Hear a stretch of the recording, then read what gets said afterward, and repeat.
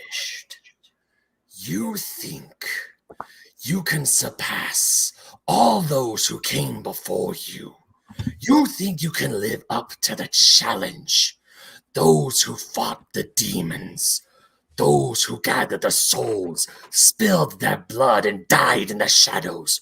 What gives you the right to face this mountainous challenge ahead of you? Well, if you so dare, go on then. Prove your worth. Settle the score with the monsters. And let everyone know who you truly are. Here in episode 274 of the Fake Nerd Podcast, where we're talking about hype and a whole bunch of other stuff. I'm Ben Magnet, joined by Brandon McClure, who is in absolute shock right now. Whatever happened to the good old welcome everybody to another episode? Brandon, sorry, that's boring. So, Ben, how many hours have you played of Elden Ring? 0. Okay, just making sure. Okay. I do not have the game yet. You don't even have it. Beautiful. For anybody who's watching, that is what Ryan muted the video to tell me while Ben was doing that. Was he hasn't even played it. No, I haven't. You're absolutely right. I haven't played Elden Ring at all. But since we're talking about hype, introduce the rest of them. Yeah, that's Ryan Eliopoulos right there. Hi, I talk about things I play. And Sparks Witty. Hi.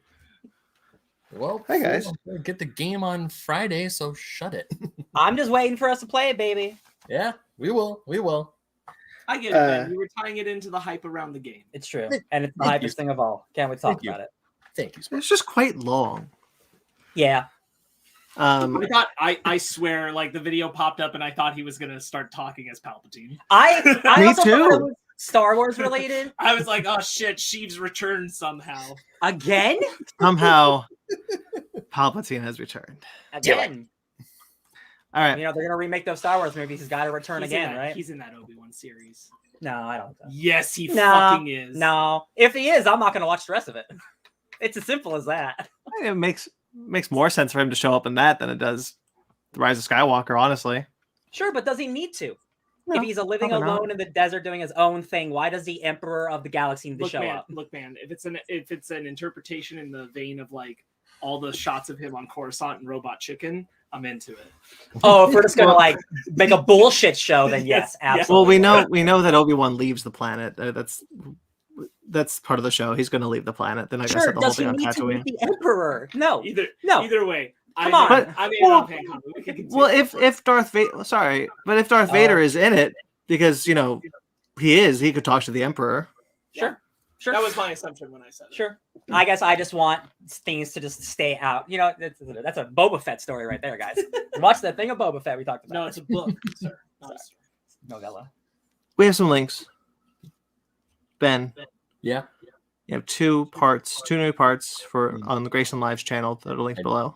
That I do. We continue on with Super Mario 3D World, and we got better. Yeah, you did. I've been catching up. I've been keeping up with the series. Awesome. One of them was very painful to watch when you guys kept dying. Yeah. Quite a lot. Yeah. Games are hard. That was after we had about a month off between recordings because of the holidays and stuff. And I have some links as well. My Screen Rant work course is linked below. You can check on my author page. Some new articles went up, obviously, this week. But a John Cena article, a Spider-Man article, a Battlestar Galactica article, which I'm very happy with. I think that one turned out pretty good, if I do say so myself. Happy to do that one. And a Star Trek Picard list dropped also. I'm doing some Star Trek Picard lists leading up to the series, which drops this Thursday. So that I also did an Ivan Reitman one, which I was happy to do because nobody had done it post-mortem, so I was able to do that. A lot of fun there. Check those out if you'd like. And my Revisiting the Infinity Saga series had another article put up on Atomic Geekdom that's linked below. I talked about the first post-credit scene of the MCU, which is I'm here to talk to you about the Avengers Initiatives. Nick Fury talking to Tony Stark. I'm very curious. what your top list is going to be, because I would put this moment in one of my top lists because this is the start of like the Avengers stuff. So I'm very curious what your top list is going to be. It's not. To be fair, the countdown was not my idea. It's not meant to be a countdown initially. The only one that I had set were the top two. Those are the ones like 1 and 2 have to be these two, and then everything else was just kind of there. Not really necessary. It was Atomic Geekdom who decided to make it a countdown. That's fine. It's their site. It's their prerogative. Okay, now that makes sense then. Okay. Yeah, so it wasn't necessarily. And I'm just kind of going back to the order that I had. But the top two, those are the ones that were like, those are the important ones that needs to be like, this is the one and this is the other one. Gotcha. That makes sense. Fake Nerds Watch had 2 series dropped this week. Peacemaker season 1. Put up our Peacemaker season 1 review. We talked about the whole series. A lot of fun. I got my mom to watch Peacemaker. Nice. She loves John Cena, so I'm like, he's half naked in that show a lot. That's a good excuse. Peacemaker has been surprisingly accessible. Yeah. I'm happy for it because like she's not like super into like superhero shit, but I'm like, it is superhero based, but it's mostly about people trying to become better people, and John Cena's really good in it. Emma Moe shows up. I can't spoil that for her though. Right, that's true. My mom loves Jason Momoa. She's gonna freak out totally. Megan's sister messaged us this week. I don't think I told you this yet, or we did tell you, and was like, so I found out that if you start the Suicide Squad at 6:30, you can finish Peacemaker at 2 a.m. That's so funny. They're on that thing, yeah. That's pretty good. Yeah, that was. There's a John Cena list up on my Screen Rant stuff, if you guys care. And my Star Trek Discovery series I'm doing with Michael Carls of the Downright Nerdy podcast and Cookie of Just a Little Podcast returned this past episode. Talked about episode 9. That's up now. That was fun to talk about. The latest episode 10, will be up soon. We recorded that. Fair warning, that one's mostly just us goofing off because we didn't really have a lot to say about the episode, but we were like, we should do one anyway. Those are sometimes the best ones. I just haven't fun. So that you're saying that's the one that's going to come out? Yeah. So is it getting better? We liked this episode, this past episode. Okay, good. Well, because at 8 and 9, you said we're just kind of like existing. Mm-hmm. So I was wondering, like you said, you didn't have a lot to say. So I'm like, is it improving? It was weird because like we all 3 liked the episode. It's a fun episode. It's enjoyable, but there wasn't any forward momentum in the plot, so there really wasn't anything to dig into. And that's like 3 episodes in a row where that's happened, right? Pretty much. Cool. Star Trek Picard's this week, though. Cool. Right? I'm actually excited for Star Trek Picard. To be fair, like the trailers got me. I'm hopeful. All right, that's it. That's all the links. Who wants to go first the week? I'll do one more. Isn't there one more link? Is there one more link? Was your article go up this week or was that last week? Am I missing? Oh, it did. You put up an article at 4 a.m. and I completely forgot to put it on there. I'm so sorry. Oh, yeah. I forgot to. I'm sorry. I was like, wait, did I do that this week or did I not? Yeah, you did. Yes, there is there. For the audio listeners, there will be an OSG article linked below. Sorry, live people. Sorry, guys. Yeah, just go to oldschoolgamer.com. It's about the whole Nintendo eShop news that dropped last week. We didn't talk about it in the main show because we're going to be talking about a future episode of Basement Arcade. So look forward to that in the future. All right, so that's all the links now. Who wants to go first of the week? I'll go first. I watched a surprising amount of movies this week for once. Yay. Thanks, Megan. We got together and we were like, let's do some films. And we did. Cinema, you Hobbs say? and Shaw. I watched Hobbs and Shaw again today because Megan had never seen it. So we watched it. And I like that movie quite a bit. Mm-hmm. How did she feel? Because I know she was adverse. She enjoyed it. Like being a not as in deep, but has seen them all and is a casual enjoyer of the Fast franchise. I think we both agreed on like the thing that's cool about this one is that it has a villain in Idris Elba that is engaging to follow, which outside of Charlize Theron is a little sparse in the franchise. And he's a Superman. And that being used to flesh out thematically the sense of family for both of the characters is pretty good. Not bad. Like honestly, I think if it was an action film made entirely out of the Fast franchise, it might have been received even better. I think it's a good action movie. I think existing within the trappings of the Fast franchise puts like certain expectations and certain things that they felt they had to do with the film that are like man, if you could have just like made a Statham Johnson movie, I wonder what that would have looked like. But you also want the pretense of who those characters are and their relationship to each other. So it's like, True. But I like it. We watched Spencer. Does anybody know what Spencer is? That's Yeah, the baby. Kristen Stewart film, right? Yep. Yes, About Princess Princess Di. Diana on the Christmas vacation before her and her husband publicly split. Did she? Because the Oscar noms. Did she get nominated for an Oscar? Does anybody remember? I don't think so. Okay, I'm gonna look I think it she up. got snubbed. Because I know people really wanted her for that movie. Yeah, she's great. She's sometimes absolutely unrecognizable in the role. Yeah. A decent amount of time you can still see her, and there's certain mannerisms that I think through no fault of Kristen Stewart's are mannerisms she created for Bella that also just happen to be mannerisms that Princess Diana did. So there's kind of a continuity thing there for her acting that's like, oh, that's weird. But it is things Princess Diana did, so she did a really good job recreating her based off archival footage.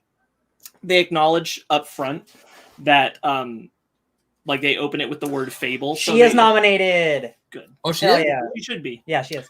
If I remember, the film itself was snubbed, but she got it. The cast is really, really solid. You've got Sally Hawkins from Shape of Water as her main confidant.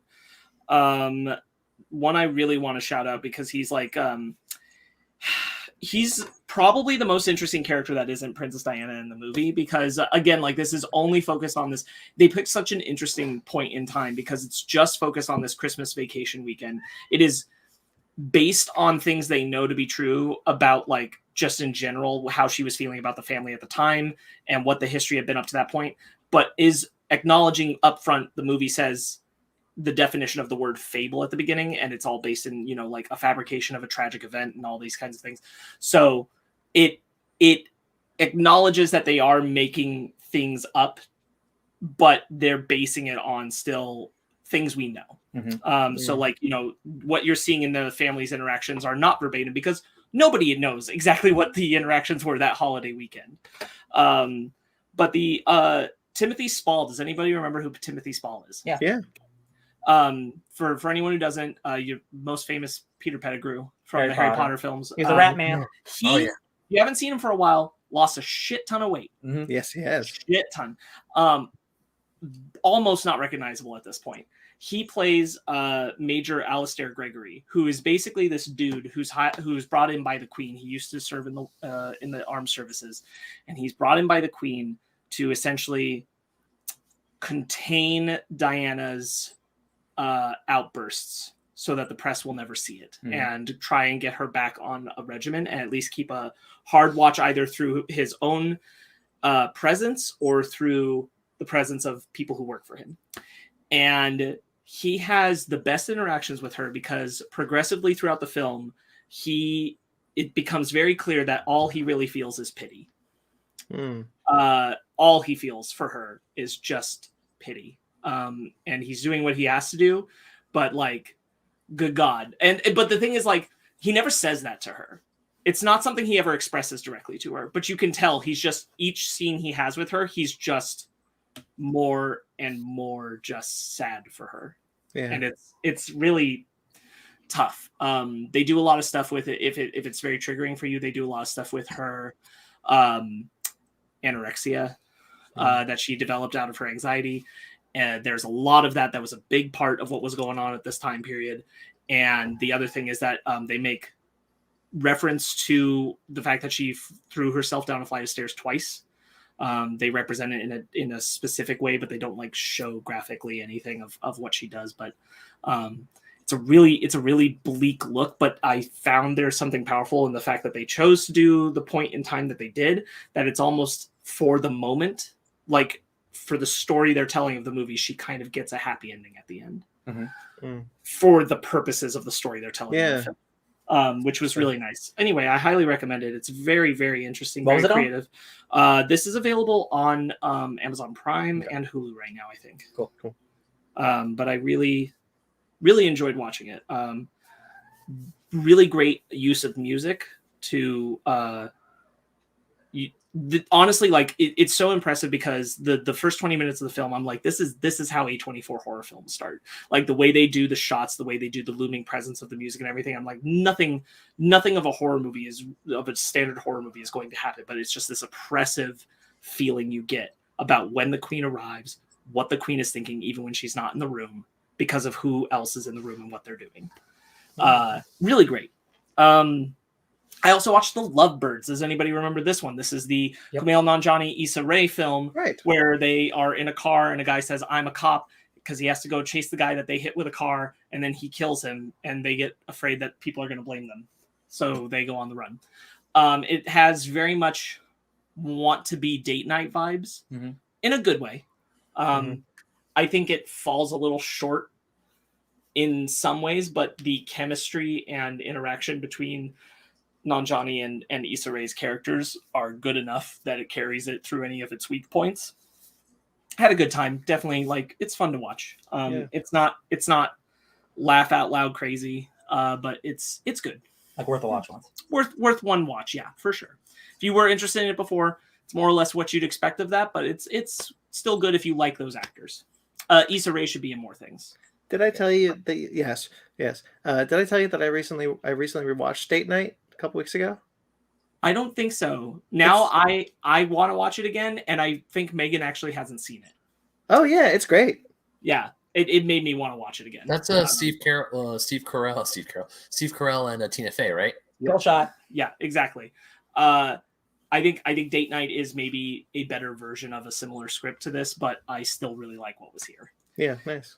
I hesitate to even say this really, but I played Elden Ring. Really big air quotes on that one. Like I dabbled in the opening area of Elden Ring is what I really did. Right. I created a character. I walked around a bit. I got my shit kicked in by the very first boss that you're not supposed to fight at all. What's great, I played a little bit of Elden Ring, so I'm just going to dive in just a little bit. He's not even the first boss. He's the first NPC you meet when you walk into the open world. The very first one. And he is as hard as a boss is. And that is what I love about the game. It's like, you shouldn't be here, leave. And you can try again, and you can try again, you can try again.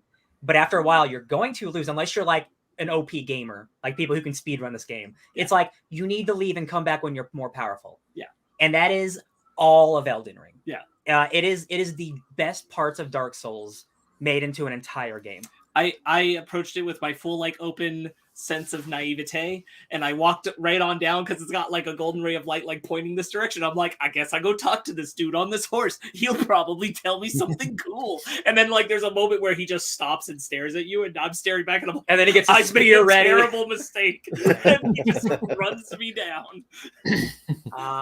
Yeah, so like you said like 40 minutes. Yeah. I played 2.5 hours, but in the breadth of how much there is in this game, I've played as much as he has, truly. Sure. Like, truly, I have not beat the first boss yet. The first boss isn't even really the first boss. There are 5, like, real bosses. That's the goal of the game. It is very much Breath of the Wild style, where, like, you have to go tackle these things. Everything else you can do when you want, however you want. Some of them will be way more difficult than others. But, Ben, you've played Dark Souls games before. The thing that makes this game so incredible is it is kind of like single narratively driven. Like, you have to go this way, and if you can't beat this boss, you just have to beat that boss and to move on. That's what you got to do. In this game, you can fight a boss, and if you're not ready, you just leave. You can teleport at any time mid-fight. Ooh. That is a thing that no other open world game does. Like, they want you to be in combat and you can't teleport to leave. They're like, listen, if you aren't ready, don't worry, baby, you can leave.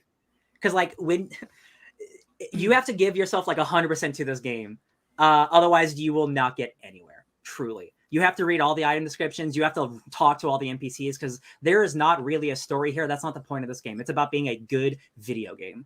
And the scores are so high. This is one of the top 3 highest rated games of all time now. In like on Metacritic and all that shit. Like, this is the real deal. And it's really sad because Horizon came out last week. And this is the exact same thing happened to Horizon 5 years ago when Breath of the Wild came out, because that came out right after it too. So whenever Horizon 3 comes out, I'm excited for whatever new open world game comes out a week after that game, because that's the future. Horizon, they just can't catch a break. It's truly sad. Do you have any more about Elden Ring? I know you haven't done much. No, not specifically. Not yet. I'm happy. I'm happy to dabble. I look forward to doing more of it, to whatever extent that it will take me. Yes. I'm here for the ride. Honestly, I just want us like.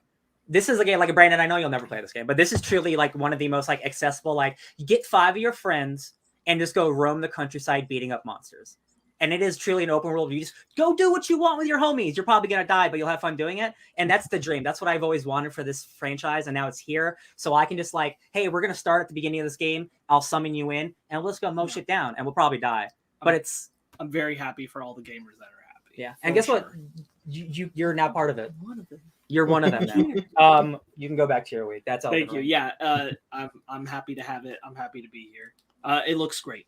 It's beautiful. I love it on my PS5. It looks. Oh my god, yeah. I posted like a 30-second video on Twitter of like, because you can double jump with your horse, but you can also there's like boost points to make you jump like hundreds of feet into the air, and you're so high up in the air, and you see the entire game, and I'm like, PS5.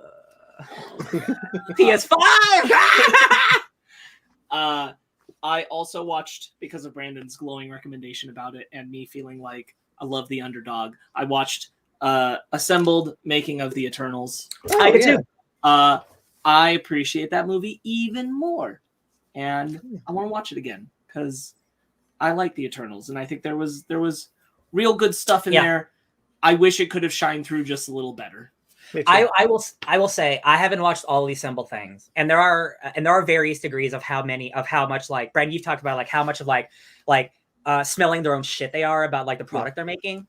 I still did feel that in this Eternals one. Yeah. And there are some things like especially with like the lighting and shit. I'm like, man, come on, guys, really. But like this definitely was a one where like this feels like they're making a movie and not just a product. Yeah. And that is the thing that I did feel with Chloe Zhao directing this, and like all the actors involved, and I'm like, I'm glad they're trying at least. Right. Yeah, there was the sense that I had when watching the other assembled things, especially the TV shows, that they don't talk about any of the hurdles they went through, any of the things that they were trying to like overcome. Yeah. But I didn't feel like any of that was missing from the Eternals one. I just kind of felt like they were highlighting how different Eternals was attempting to be, and I appreciated that. Yeah, I agree. Plus, worth it alone for the description of Brian Tyree Henry trying on his costume. Yes. So sweet. Beautiful. I also watched the latest episode of The After Party. That's that show. It's about everybody telling their own little film narratives about what happened that night. This time it was about the detective. I really enjoy The After Party. It's great. It's coming to its conclusion next week. Very happy. Enjoying it. Based on this episode, I now think that they're probably going to do another season at some point that will be about Tiffany Haddish's detective going to another crime scene and doing the same thing. It would not shock me if that ever happens, because they made her focal character for this episode, and I'm like, I could definitely see us taking this character further. Yeah. How I Met Your Father, a new episode came out this week. It was cool. I enjoy it. I'm glad it's there. Moxie. Does anybody remember that movie? Because that's another movie I watched this week. This is the Amy Poehler directed, Netflix movie. Yes. About them starting the feminist magazine at the school. I remember Guys, this. this was a really cool thing. Amy Poehler clearly wanted to like speak to the moment of the rise in feminism and things like that. It's a little unfortunate that it's put through the perspective of a young white teenager. And the only reason why I think this is a bit of a bummer on the film is I don't think that's inherently a negative. Like the focus is not on revolutionary like minorities, although that is like an undertone of it. It's about feminism and women, how they're mistreated, and holy shit, are these like the worst. This is like the worst high school ever. Like it is pumped up to make that feminism thing. Like, I can't believe people weren't doing this sooner, because you are at a school where like for the past 25 years, they have all supported like the high school bros posting, whether it was like as an actual flyer. Now it's like a text message that everybody gets, a list describing all the women in the school as like most bangable, blah, blah, blah, whatever they are. And everybody's like obsessed with it, because everybody's just part of the culture that accepts it at the school. And the principal loves it. The principal's a female, totally fine with it, totally fine with the jock quarterback not trying to push forward the female narrative. Gets told by a student that, hey, one of the quarterback of the high school football team is harassing me, which he was. And she's like, do you mean he's bothering you? And like it is on that level. It is a lot of that. It is a lot of that really heavy-handed in that way, which is fine. It's making a point. It's cool. It's not a problem. What I think is a bummer is that the main girl who is driving all of this and creates Moxie, which becomes the women's magazine to like propel it forward and everything, she decides to be anonymous when she starts. But the thing that motivated her to start was watching how the new girl at school, who is Black, was being mistreated and stood up to the guy who was mistreating her, which was the quarterback of the high school football team. And in watching her do it, tried to tell her before she started the magazine, you know, if you keep your head down, he'll just move on. She's like, why should I have to keep my head down? I'm going to keep my head up. And felt like, man, she's right. She's real cool. I should do the thing. Again, not inherently bad. Her spirit is inspired by the revolutionary spirit of the Black girl. Cool. But almost immediately, that girl gets blamed for creating the magazine. And rather than take any of that off of her, she remains anonymous throughout the rest of the film until the very, very end. And while that pressure is put on that girl and then another non-white girl in this movie who get blamed for this magazine that she created, she remains anonymous for no specific reason. Is this based on a true story? Yeah. No, it's not. Oh. It's based. It's not based on any specific true story. Okay. It's probably based on like things, Yeah. but not on any specific true Okay. story. Yeah. That is part of the reason why I see a lot of people talking about like it was real good. It's kind of weird that it's shoved completely through the revolutionary mindset of a young white teenage girl when there are two other people of color who take the blame for the magazine existing up to the conclusion of the film. And I think that there's some reasonable criticism of that just wasn't handled the best. I think mostly because they never give good justification for why she remains anonymous other than she's introverted. Yeah, so that's the part that's a little hard to swallow on it. Other than that, it's still I liked it. It's a good watch. It's very heavy-handed, but I don't think that's a bad thing. I think it's being very direct with what it's wanting to tackle, and I don't think that's bad. Last thing, Elden Ring is not the only game I played this week. I played Destiny 2, the entire campaign of the Forsaken expansion, in a single day. And I did it because it's so old that they made me OP anyway, so I could just go through it. Yeah. Which is great for me because I just wanted to get the story in before it was wiped away, Yeah, which when it was I on Tuesday. when I got back into it sometime in the pandemic, yeah, I was like, they start you at just at the new level with your old character. So like it was relaxed because all the missions that I was doing is like, oh, I can just play them. Yeah. I don't have to work towards them. Right. Yeah. That worked out great. And I just want to talk about it real quick because that story is all about the murder of Cade 6 and then you taking subsequent vengeance. Oh man, that was Cade such 6 a luck. is the character voiced by Nathan Fillion. He's too expensive. That's why he's not in it anymore. One of my favorite characters, and he got murdered. Yep. And so you have to go kill the 8 barons, essentially Captain Ginyu, of this one dude, and then go kill that dude. And you gotta do a couple of little things for this other like informant dude, so he'll tell you where those barons are. But it was real great because it was basically like 8 focused boss levels that I was playing through, where you're doing a bunch of shit and then you fight the boss at the end, and they're all very different with their combat styles, so you have to kind of figure out your way, and they give you a sick as shit bow at the very beginning, so I was just murdering people, and it feels so good because it's Bungie. I might be going back into Destiny. Is my long and the short of it. It won't happen immediately, but this is probably the path to me playing. You wait long enough, they'll have another expansion. Yeah. Like honestly, like they come out like every like 6 months. Well, Witch's Queen just came out. No, I know. And if you wait 6 months, another one will come out. Another one will come out Yeah. and it'll wipe away Shadow Keep or yeah. whatever the next one is. That's on the chopping block. Did you pay for that content? Too bad, it's gone. Did you? This is the horse, right? No, the horse is from Beyond Light, which I have not gotten to. It just made me play that part because I'd opened up the game with the Beyond Light update. I see. But it's not what I'm actually playing through right now. I played through old campaign stories. Gotcha. Stuff. Really cool. Really cool campaign. Really enjoyed it. This is the first thing I've played that was basically like totally in the hands of Bungie's narrative team.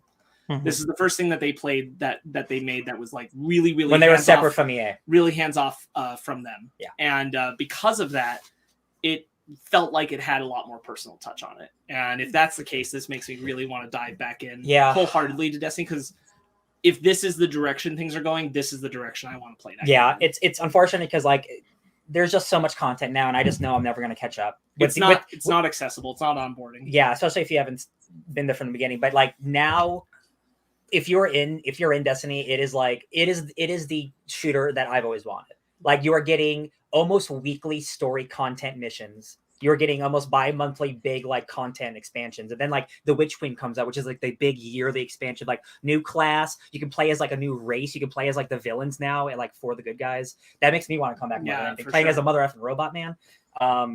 But it's just like 100 hours of content I have to get through. And I'm like, I like other games. Oops. Yeah. I got Elden Ring. It's for sure. Like that's hard, the thing. man. Is like for me, it's all.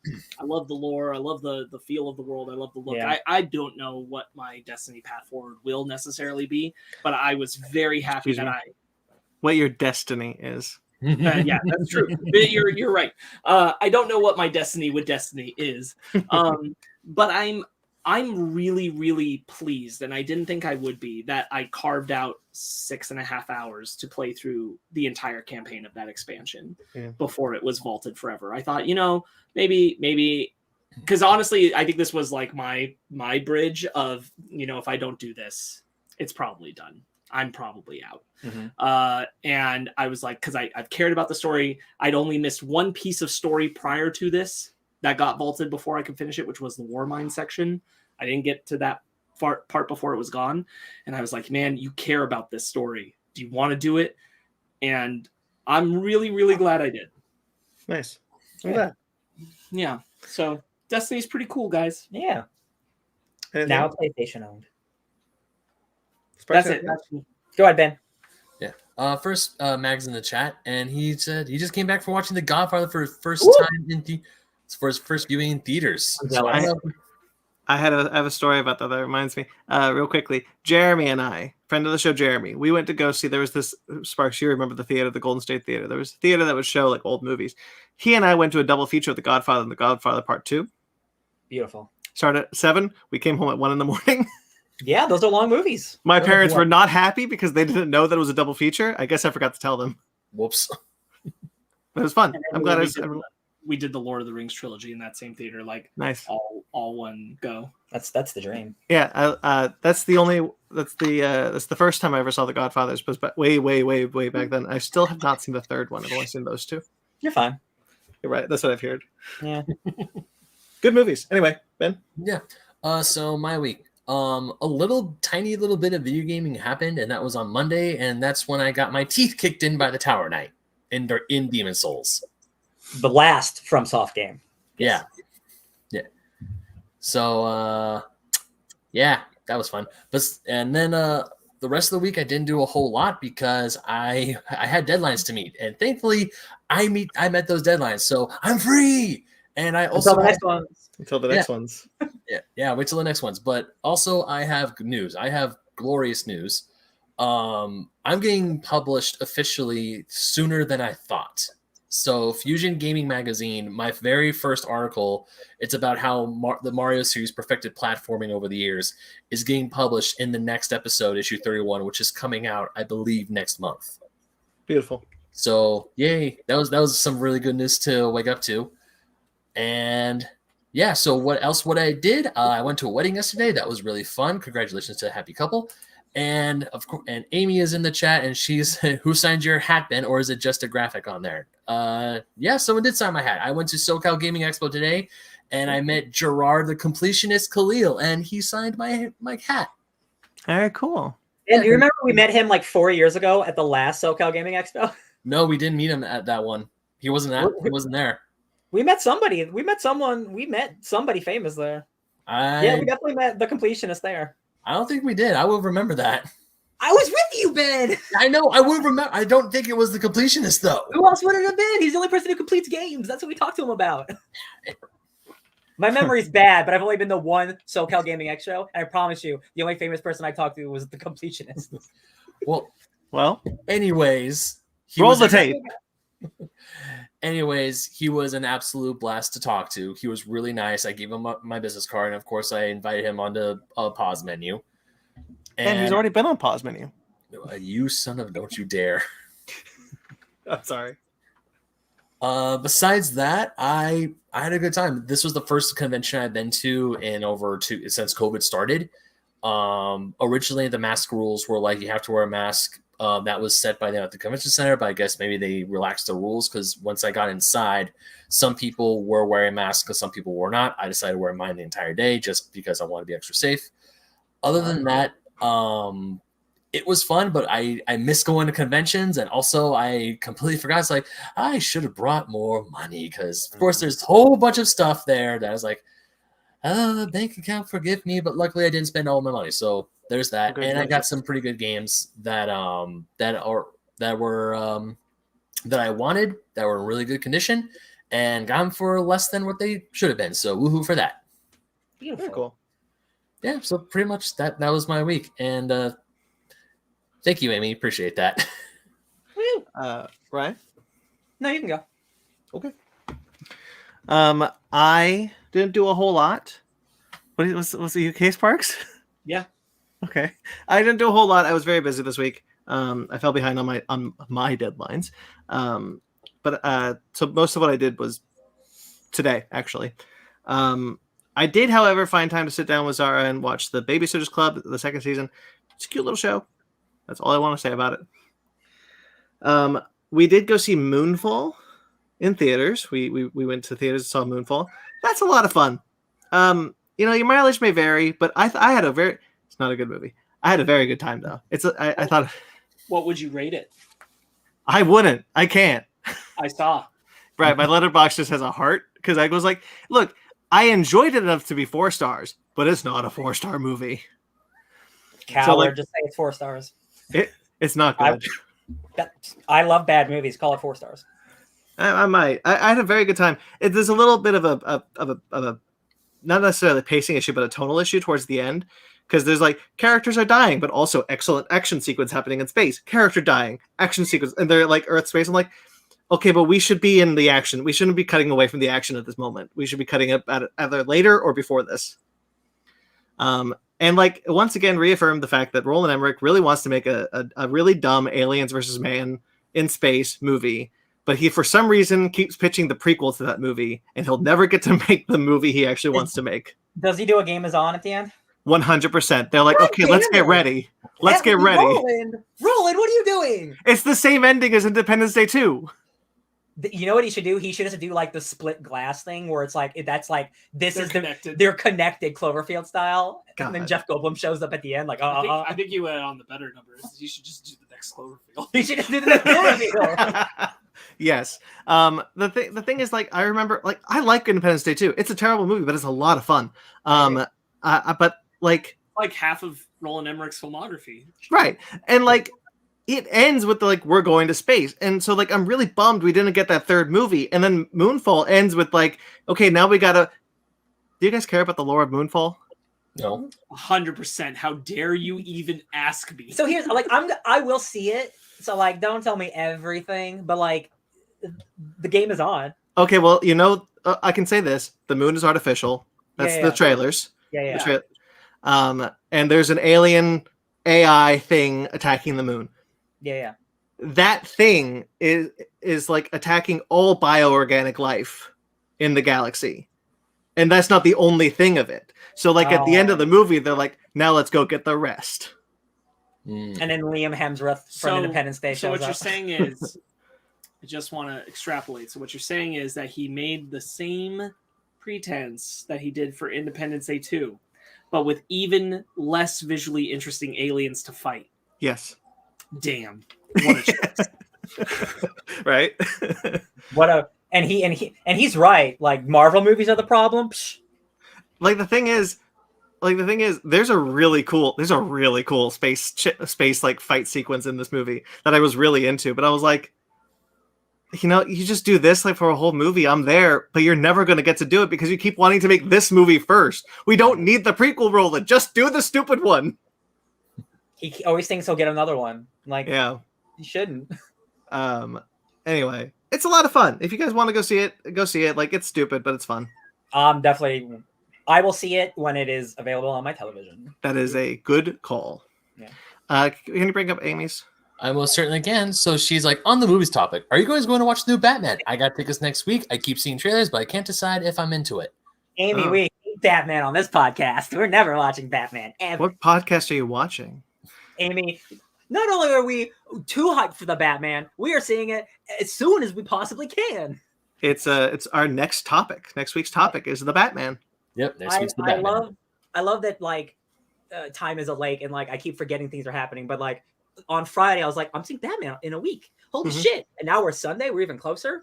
Reviews are so far pretty good. So like, who knows? We'll see. Yeah. Anyway, so back to my thing. So you know, really just wanted to make Independence Day 3. I really wanted to make Independence Day 3. All right. I watched Lord Slug, Dragon Ball Z Lord Slug. I watched that earlier today. Ben, you'll probably know the abridged version of it. I'm not wrong. Is he wrong though? See, I know you. It's never not funny. Dragon Ball Z, because I have seen the Boo Saga, and that's why I started watching DBZ. I just Lord Slug is so season 9. Lord Slug is so long before the Boo Saga, dude. It's like decades. I know. Lord Slug is, for those of you who don't know, it's basically a movie version of the King Piccolo saga, almost verbatim. And it's weird that they frame it the way, like the Funimation dub. I don't know if this is the sub. I've never seen the sub, but like the Funimation dub makes it seem like they know what a Namekian is at the time. They understand the Namek.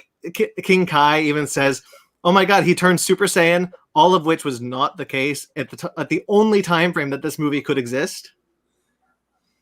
So, like, you know, once again, can't exist in the continuity of the show. It's like a proto Super Saiyan. Yes, there's a proto Super Saiyan in the movie before he goes Kaioken.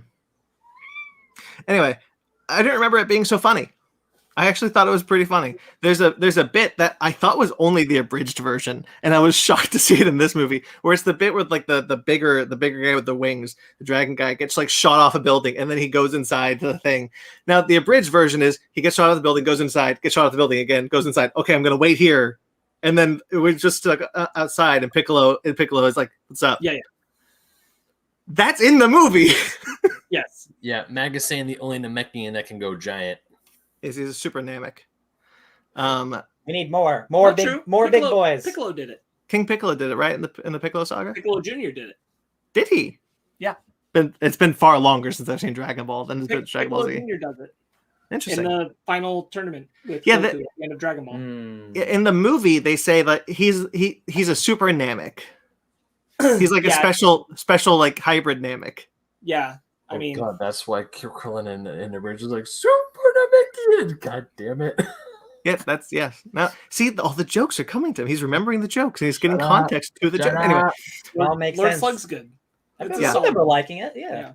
Anyway, what I was saying was like, I just didn't realize that moment was in the movie, and that was very funny. Cool. On to Cooler's Revenge. Good. And I finished just earlier today. I was like, oh my goodness, I have a day off for the first time in a week. I'm going to do something. I'll finish Kill la Kill. Yes. Excellent show. Okay. Wonderful show. When Sparks said yes, he was like total Palpatine there for a hot second. Yes. Wonderful show. It is not better than Gurren Lagann, in my opinion.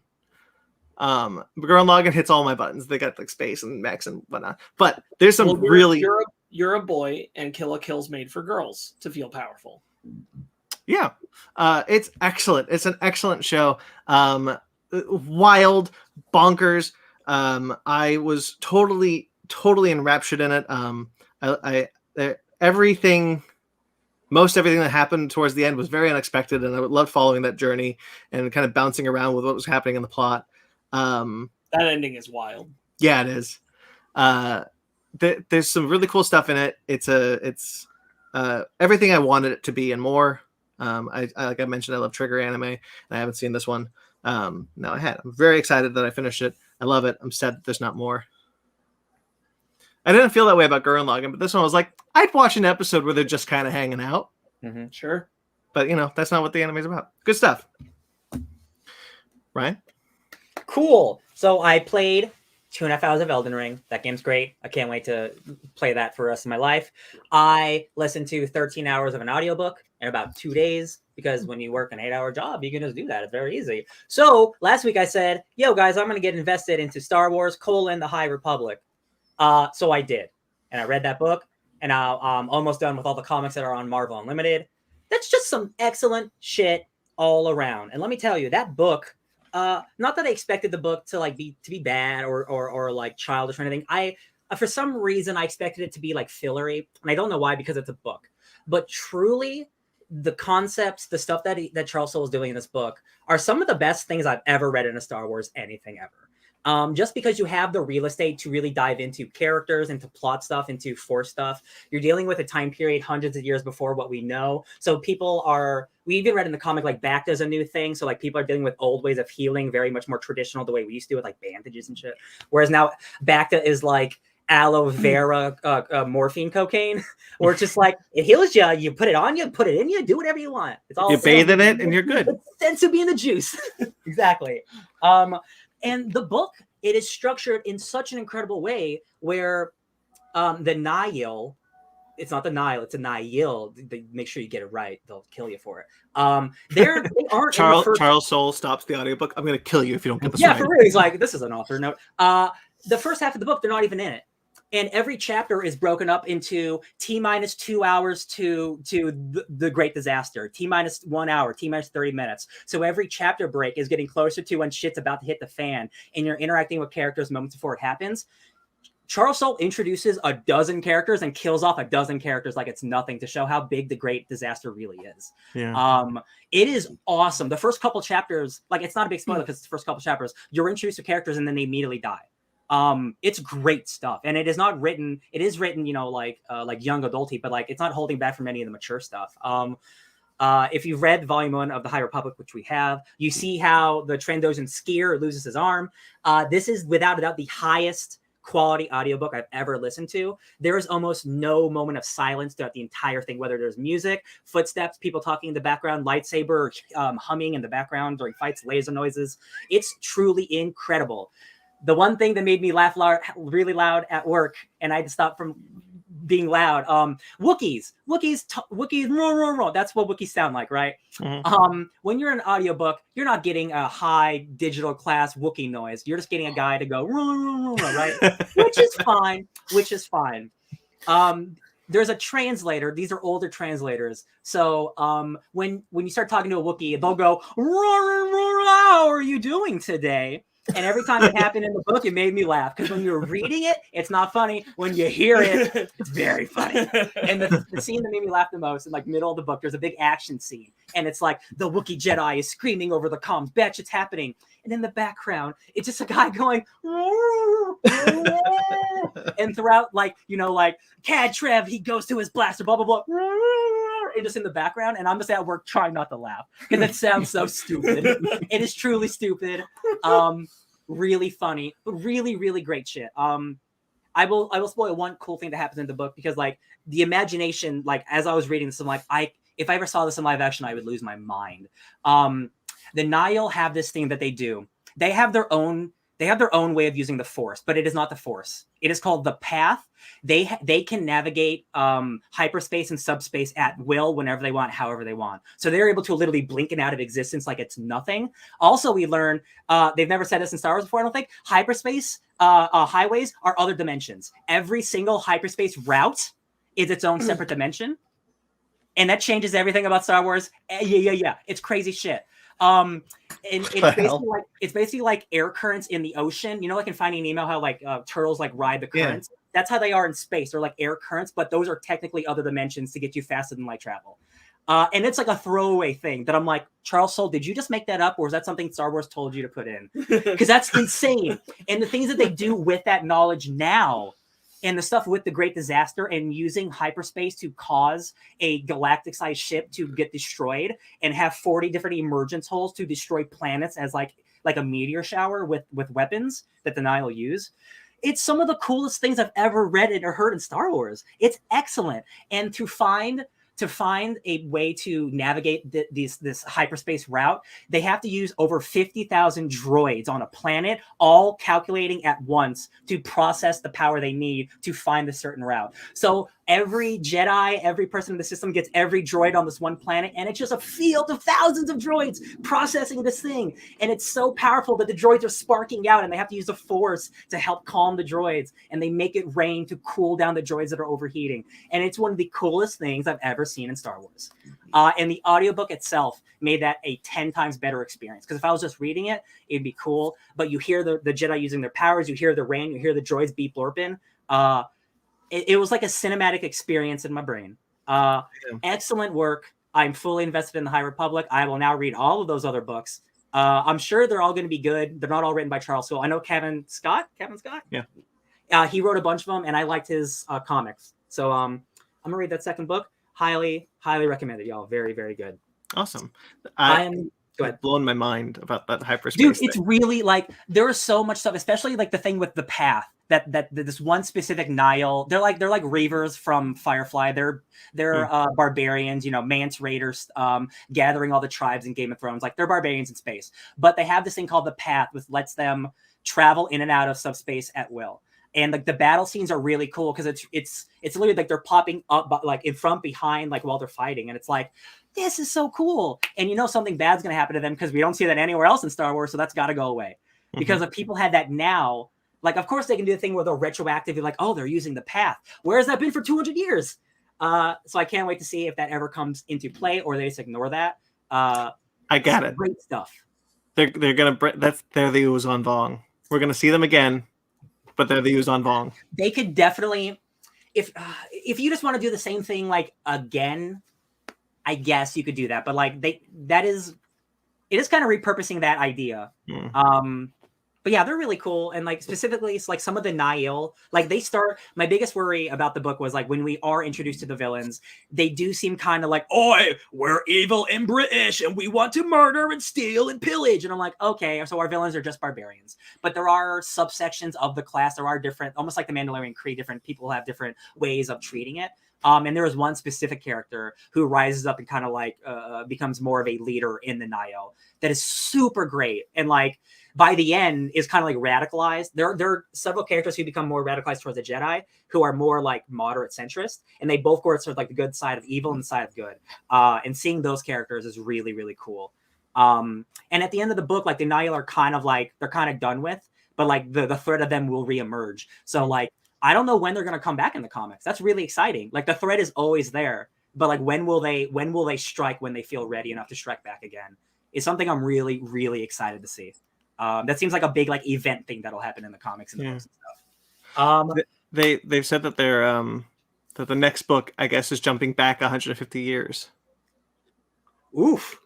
Okay. I mean, at this point, like you'll just get closer to the old Republic, and I'm like, cool, baby, just merge it all together. I'm happy. Gotta get you more excited for that Acolyte show. Honestly, yeah, like seeing like what the book gave me. Oh my god, there's so much I want to talk about. Like the Chancellor, she is like the anti-Palpatine. She is truly someone who wants to unite the galaxy because like people like the quote of like the entire book is like, we are all the Republic. That is her quote. Like she wants to unite everybody as one. So everyone's not hungry, everyone's united. But not everyone wants that. Like the Nihil are like, who are you to say that you can subjugate us to your ideals? Like we are not like you, and you shouldn't force that upon us. And there's some really serious and good, very minor subtext, colonialism going on with the Jedi shit that Charles Soule's really weaving in, where like if you're a kid you won't pick up on it, but like it is true, like they're going into uncharted territories and taking over those places saying it's for the best. That's colonialism. And it's really cool to see someone with a good ideal do that and see where it eventually turns into the Empire, because you are seeing the beginnings of the good stuff slowly turn to the bad, and corruption of morality and stuff, and it's just good shit. So good. Then I am now 30 hours into Cyberpunk 2077. That is where I spend most of my week. I played like hours every day. I don't want to get too much into it because this is already running long, but like the game is extraordinary. I love everything about it. It is almost bug free for me. Thank the God. The one thing that I want to talk about, the thing that has impressed me the most is how seamless the game is. And I think the only other game that I've ever played in my life that has been this seamless is 2018's God of War. And what I mean is like when you walk into a cutscene, it doesn't cut to a cutscene. Kratos just starts talking and the character starts talking. There isn't a cut. It is seamless from interaction to interaction back into gameplay, right? The thing that is so truly incredible, and now I see why this game was so broken at launch, is there are almost no cutscenes in this game whatsoever. If you walk in to talk to a character to start a cutscene, they just start talking and the dialogue options pull up. You can still walk around the scene. You can do all of the character interactions. And when the dialogue is done, you leave the scene. You will go on a car ride for 15 minutes, having an entire dialogue conversation with a character, go to the spot, do the mission, drive all the way back. Not a cutscene will happen. Not a cut will happen. The hours will go by before, like, sometimes you'll do a main mission and it will cut because like that is part of the game. But it is so insane how you are just living in a world and you will do something with a person and then you'll leave and you'll go do something else to another person and you'll just leave and there's never a cut. It's like watching it's like a movie. It feels like I'm playing a movie. This is the closest gunplay to Bungie that I could think of. The pistol specifically, I love a good hand cannon. The hand cannon in this game is radical.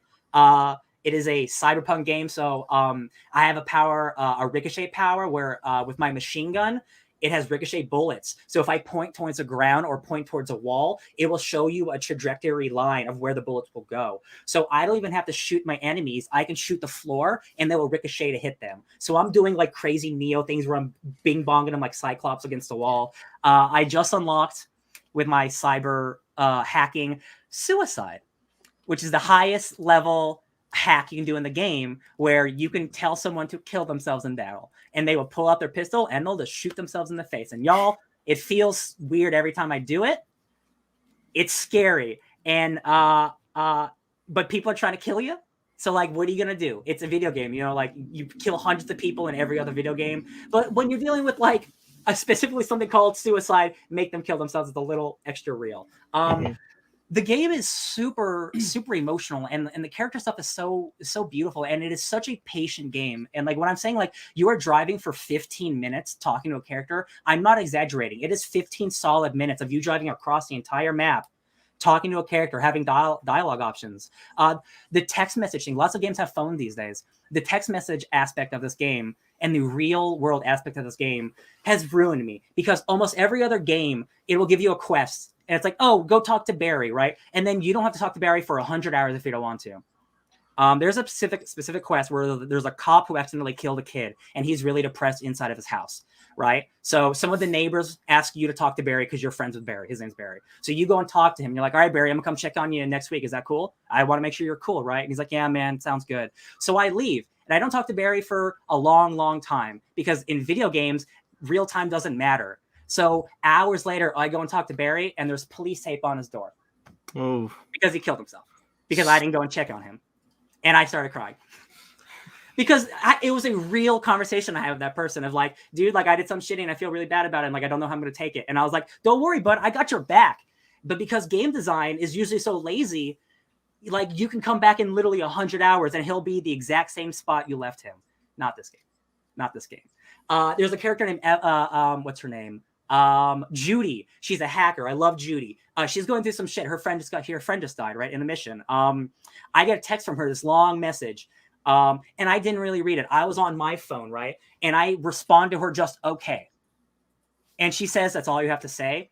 That's all I have to say after everything we've been through. And then she like basically chews me out. And I feel like my friend just really chewed me out because any other game, it wouldn't matter. But that changed our relationship in the game because I wasn't actually there for her. And this is the type of RPG that doesn't get made anymore. And it's why this game took 7 years to make and was broken when it came out because it is so crazy. And all this stuff happens seamlessly without a cut. I'm gonna stop talking now because people fall asleep. This game's great. I recommend Cyberpunk to freaking everybody. You can play it on the easiest difficulty. The story is tremendous. The attention to detail is so crazy. Like I love it so much. I said I was gonna beat Cyberpunk before I played Elden Ring, but that's a lie. That's a lie because Cyberpunk is like a 100-hour RPG and I'm only 30 hours in, so like it'll be there. A lot of gaming this week. Let's go to the nice.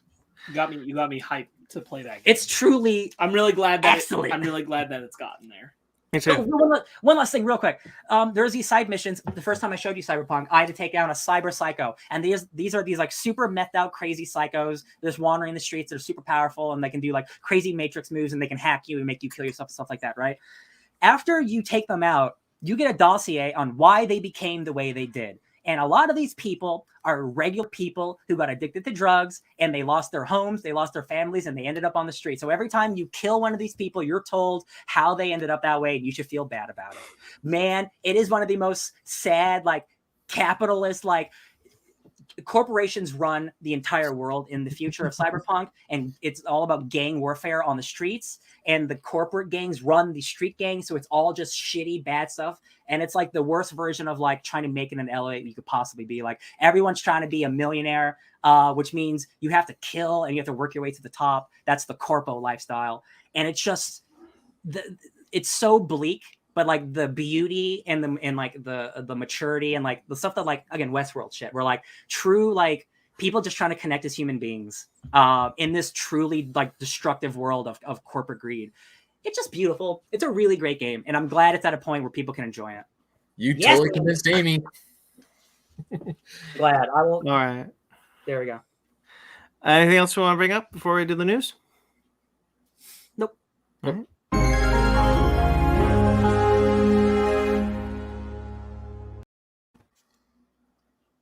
News time. All right. Forgive me if I mispronounced this. Right, that's the wrong. I started the wrong place. Okay, so some sad news up top. Some people I didn't even know passed away this week. Thanks to Sparks letting me know. The amazing Jonathan, a stand-up comedian / magician, real name John Edward Zeles.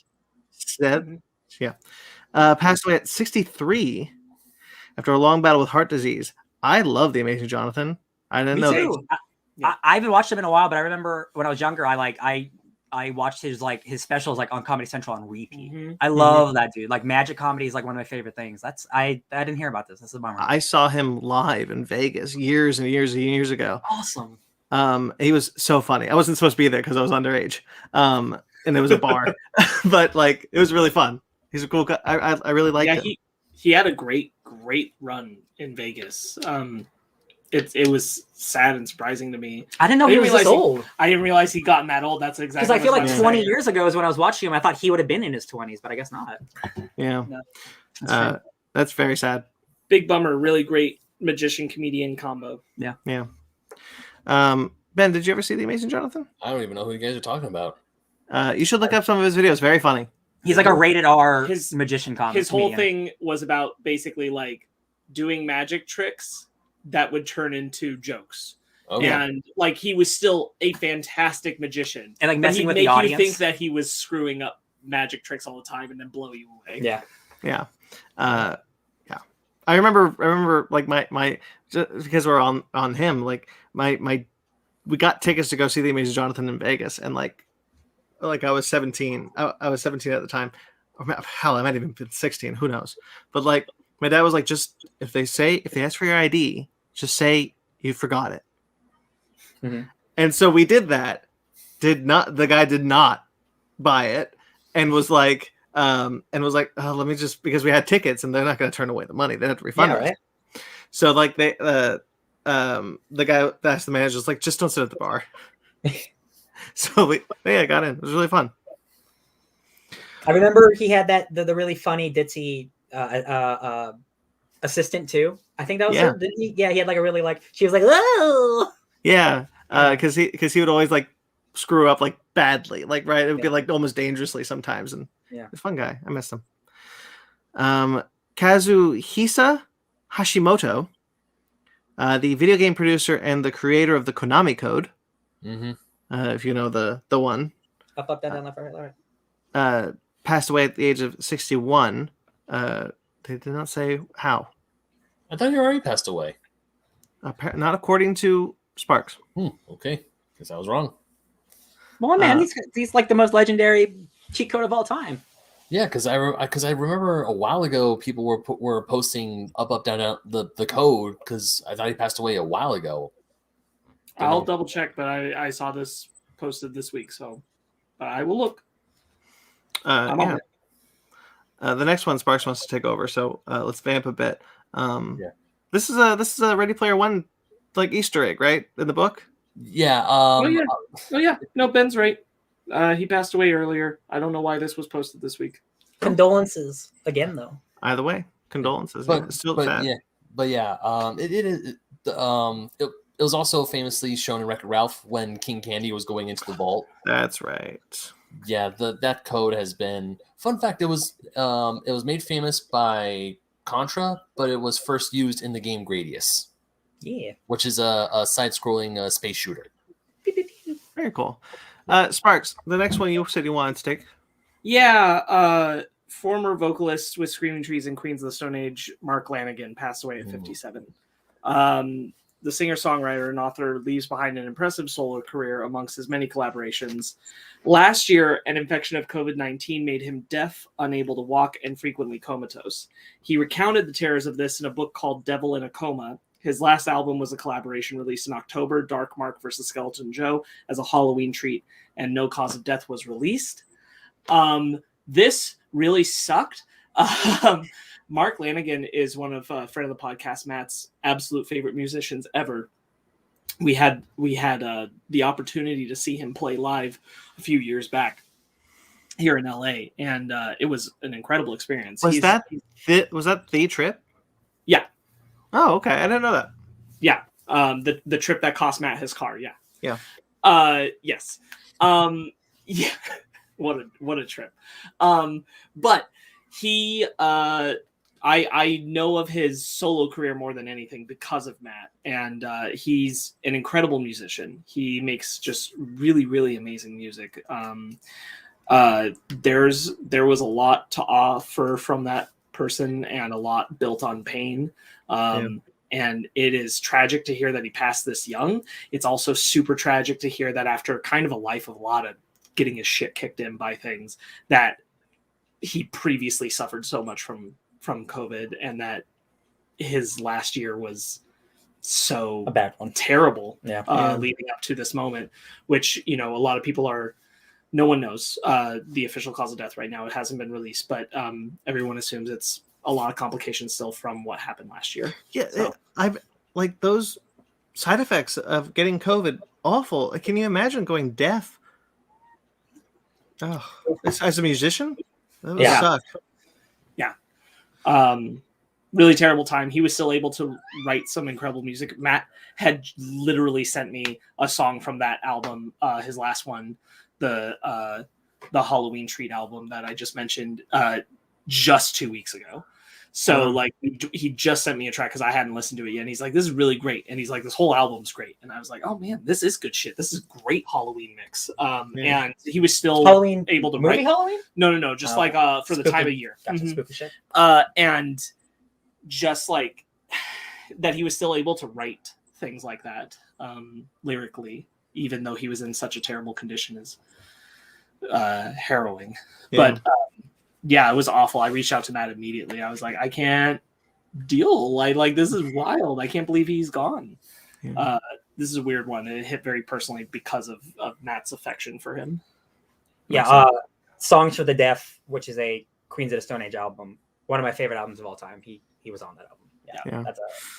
I wasn't as familiar with his solo work, but man, that still sucks. And then finally, Sally Kellerman, who had a long run on MASH.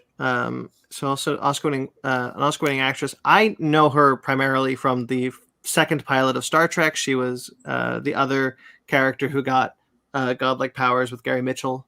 Oh, sure. Yeah, oh, sure, right. That made sense to you. Just godlike powers, yeah. Yeah, strange energies due to the galactic barrier which surrounds our galaxy. Speaking my language. I got it. I got you. Anyway, I've always that role has always been kind of a standout for me. That's like the main female lead of that show that I've always gone back to. Is like that was a great role. That was a good actress in that role. Passed away at the age of 84. Yeah, that's tough. It's a long life. Long life though. Okay, Sparks. Want to take this one? This is the Yeah. Ukraine situation. Let's get into some real world topics, baby. Sorry, y'all, if you came here for some nerd stuff. Yeah, we didn't talk about it up top, but obviously there's some really awful shit happening in the world. We'll be brief enough. That's why it's at the top. Don't worry. That's just affecting everybody around the world. Yep. And so Russia's invading the Ukraine, and it's terrible. And we're all devastated that this is happening to the people of Ukraine. Some really, and honestly to the people of Russia, because there's a majority of the people of Russia are also not happy that this is happening and don't support it. So this is terrible for everybody. Nobody wants this. Only one person wants this. Yeah, apparently so. And I saw. I don't want to tangent too hard because we got a lot that we. I know. But it's really terrible. Our hearts go out to Ukraine. We'll say that up top. We stand with those people. Yes, here are some nerd-related things. Yeah. To tie it into our podcast. So Ukraine is home to multiple game studios, and we're going to talk about a couple of them. Frogwares and Vostok Games are a few of the studios that are there. They have made posts about standing with Ukraine, feeling for what's going on.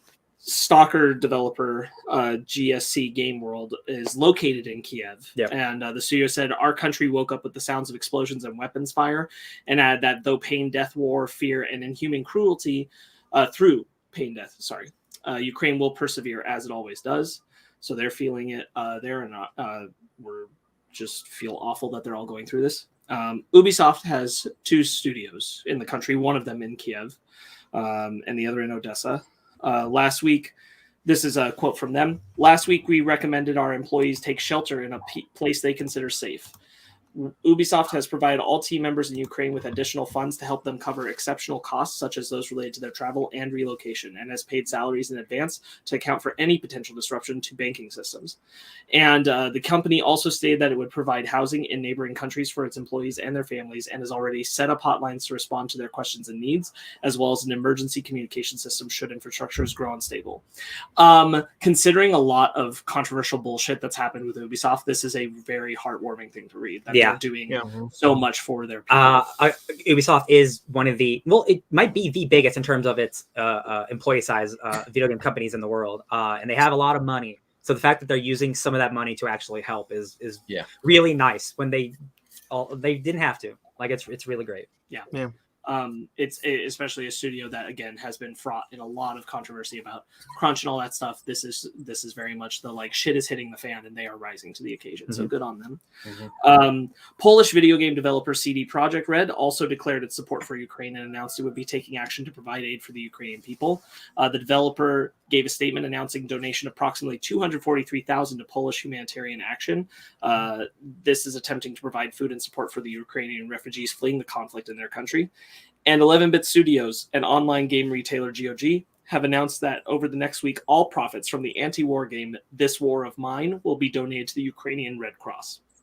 This War of Mine is a game that came out in 2014. I never beat it, but I did play it. It is a hardcore strategy survival game dealing in a fake European country being invaded by an imperialist army. This is literally what they make games about. So all of the proceeds for the next month of their game will be going to the Ukraine. If you have any money to support, the best, at least what I saw, the best way to help if you do want to support is the Ukrainian Red Cross. That is an easy way to give money to people that need it. Bad shit's happening, y'all. It's really unfortunate. We're really privileged to be up to talk about nerdy shit in the comfort of our own homes. So that's why it is nice. You have to spread light on shit like this when it happens. I'll link the Ukrainian Red Cross in the episode when the audio arrives. That'll be great. Also, apparently, if you've been interested in This War of Mine, buy it this week. You are also supporting the Ukrainian Red Cross. It's a good but hard game, but it's supporting a great cause. Absolutely. I'm really glad to see so much around the world, and specifically with our video game studios and our video game industry that is so deeply affected by what's happening in the Ukraine. Really, how much has come out about stuff we knew, but like maybe we weren't calling as much attention to how much arts for the world are created and centered in the Ukraine. This is a big moment, and I'm really grateful to see so many people wanting to do their part to help. This is tough. It sucks to see this. It's hard to know what else to say as we're living through a horrendous historical event. This is like the third horrendous historical event all of us have lived through too. Can we? I would, if I had to guess, I'd say more than 3. We're ranking up toward 15, I'd say. Yeah, I would say yeah. Can we stop with those, please? But like just seriously, like what's happening is awful, and our hearts go out to them. It's, I mean, we live in the United States. We're safe. A bunch of people in Europe, and especially in Western Europe, are safe. But unfortunately, Eastern Europe is going through something that's horrible, and our hearts do go out to the people of Ukraine. And there's really nothing else I can say except if you have the money and if you're able to do it, I would say help the Ukrainian Red Cross.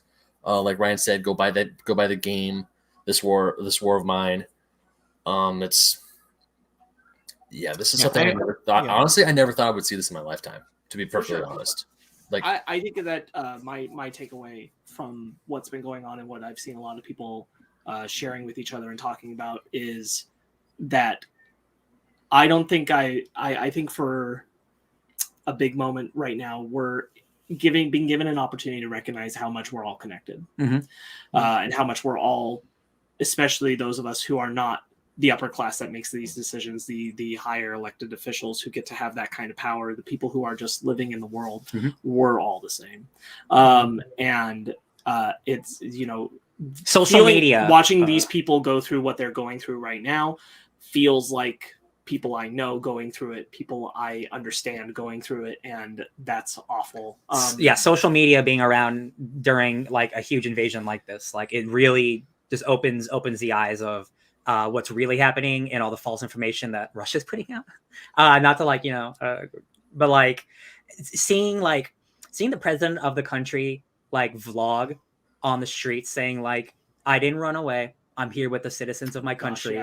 Glory to Ukraine. There's a video going around of the president with like, I got all my homies with me right here. We're not going anywhere. I'm not joking. It's the hardest video I've seen in my entire life. He gave an incredibly moving speech. Dude, like that is like, we're gonna stop talking about this, but like that dude, the president of Ukraine, is like the hardest dude in the world right now. That is a dude who is unifying his people, giving them more morale than the Russians can handle. The mayor of Kiev, who also used to be a former heavyweight boxing champion, also is taking up arms as well. He's like, I'm not going. Him and his brother, both twins, who were also heavyweight champions, are like, nope, we're going down. We're throwing down.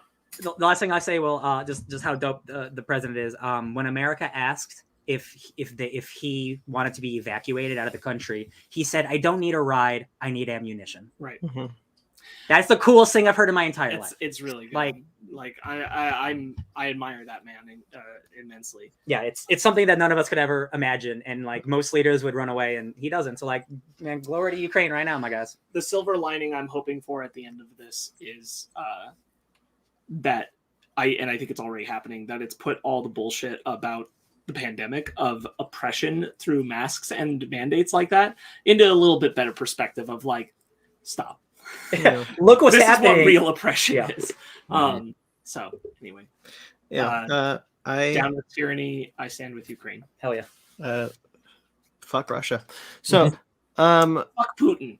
Yeah, fuck Putin. It is real not quick. The Russian real people. quick. One last thing. I saw this incredible video of a Russian tank stranded on the side of the highway, and a Ukrainian troops passing by them saying, "What happened? Your tank broke down?" And he's like, "No, he ran out of fuel." And the Ukrainians are like, "So do you want me to like tow you back to Russia or something?" And they're like, "We don't even know where we are." And it's just like, no one, like half the people don't want to be doing this. On a note of some levity, the traffic registrar for Ukraine replaced all the street signs because they want to confuse the Russians, and so now they point in directions, but they all say some basic version of "Go F yourselves." Yeah.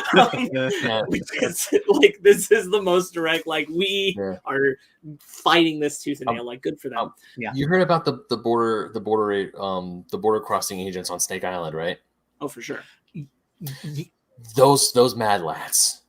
There's room, like apparently they might still be alive. They got blasted to all hell, so I doubt it. But like, they said when they were asked to surrender, they said, "Go F yourselves." To and then a Russian warship of all things. Yeah. Yep. And like heroic shit happening. Like now's not the time to be thinking of this, but like the amount of like true life, like historical shit happening right now in Ukraine will be like televised and like made in the movies for the future. Like The ghost of And Kiev. realistically, historical shit's happening for that country, And in bad and good ways. realistically, what we're seeing is the template for what will be either this is how this is going to be when invasion goes forward, or this is how invasion gets stopped. Yeah. It's going to be one of those things, and this is how the world responds, and this is going to set the tone for if this ever happens again, how much pushback will occur and how much pushback won't occur. Mhm. Anyway, The world. comic books. I had something Yeah. I wanted to add to that, but I forgot what it was. But we'll just move on. Yeah, the story sport. Yeah, love them. Sparks, you want to take this one too? Comicsology. I mean, just because I wrote it up, so I know what we're doing here. So we didn't talk about it, but last week comics. Ooh, I don't want that. Hold on. I don't like the side view. Yeah, I hate. But that view's ugly too. Yeah. You can't win on your phones. Nope, you can't. All right. Comicsology's ugly, y'all. Last week, Comicsology, we didn't talk about it. They launched a 4.0 update with a new app that replaced the original mobile experience with a Kindle-esque format and the loss of Comicsology's own website in exchange for a presence within its owner, Amazon's website. There was confusion over tools like Comicsology's panel-by-panel guided view option seemingly being removed. It's actually just more difficult to use. Changes to the library filtering that made large comics collections unwieldy to navigate, and bugs that prevented some users from accessing large swaths of their previously purchased comics. The most jarring issue, both navigating Comicsology's Amazon integrated storefront and reading comics directly on the web, are now done entirely through the maligned Kindle Cloud Reader. It's a tool distinctly not designed for the visual medium of comics from a presentation standpoint, something that caused major frustration for users. Its reception was exceptionally poor, and this week they have acknowledged that and said that they're going to make fixes. They better. So here is the news of the incoming changes they've announced. Fixing the storefront's new releases filter so it accurately shows every newly added comic, making it a top priority to improve Kindle Cloud Reader's handling of comics, although details on that front were left unsaid beyond improving the web reader experience. Fixing errors where certain comics wouldn't appear in high definition in apps, and DRM-free downloads of comics are being restored, previously offered by Comicsology storefront, but only for purchases made before the 4.0 update rollout was made. No timeline was given for these changes, and while they have acknowledged that there's a lot to be done, there was no comment on several other controversial changes brought forward with the overhaul, such as the loss of series subscriptions outside the US, or from a creative and publishing standpoint, the controversial decision to move from a Comicsology-specific submission program to Amazon's Kindle Direct Publishing, which offer fewer royalties compared to prior systems. Oh, yeah. The many issues still feel under-addressed for a system that has been working splendidly for over a decade. It's just weird that they did this, and it's turned this wonderful thing into kind of garbage, and we didn't realize how great Comicsology was and how great we had it until it was gone. Yeah. And it's not gone, but it's seriously messed up. I don't use Freaking Comicsology Bezos. as much as I used to. Back when, like 5-6 years ago, when I was like super doing more indie books, I definitely used Comicsology Unlimited, Right. Which was a lot of free number ones and the first free trades for a lot of stuff. And it was just as good as the Marvel Unlimited one, or the DC one wasn't as good, but it got better. But yeah, just like not wanting to just use what works, and instead like, no, we want to do it our way. It just like, I don't understand it. It works so well. It's very Whatever jarring because they happened- had essentially perfection, Yeah. and they went, but no. Whatever happened to if it ain't broke, don't fix it? because like Amazon's like they want to do it their way, even if it's not better. They still No, want to. The thing is, this was always Amazon. Like No, Amazon, I know. Amazon always owned it, and so I don't know why they felt now like they needed to exercise further ownership when I'm like, you already owned it and it was working fine. I don't know why we had to turn it into like Kindle based thing. I have a guess. I corroborate this by nothing. There is no reason that I've seen that this is true. But if I were to take a guess, they're cutting down Comicsology's main workforce that's dedicated to it and combining it with the Kindle reader force. That makes sense. So the workforce is basically being coalesced into a single thing. So because of that, you're only getting like one workforce working on one type of system. That can be my reason I would think you would do this, because otherwise it doesn't make a shit ton of sense.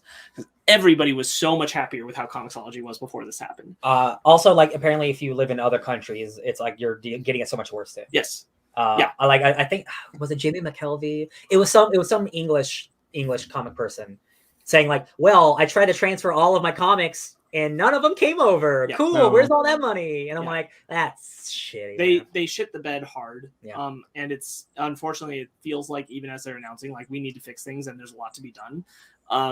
We're probably not going to see things get fixed for a while. I imagine this is a year before we see a Comixology people are ever happy with again, which is unfortunate. You had people last week like Patton Oswalt out there posting like how he'd been using Comixology for a long time and really admired it, and now he's like, I'm just done with digital till this shit gets figured out. Like, Jesus. And it makes sense. Comixology was a very good accessible storefront. Arguably one of the best things Amazon's ever done. Yeah. Frankly, as a company, like it was a very easy direct to market. And their monthly like unlimited thing was great. Yeah. It was really good.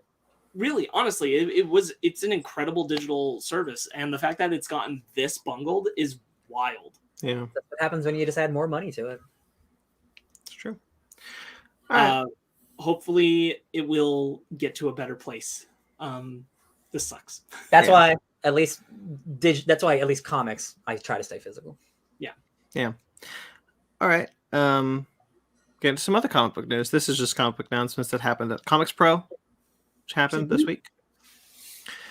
Aquaman and the Flash are teaming up for a miniseries called Void Song. This is written by Colin Kelly with art by Vasco Georgiev, sure, and Rain Barreto.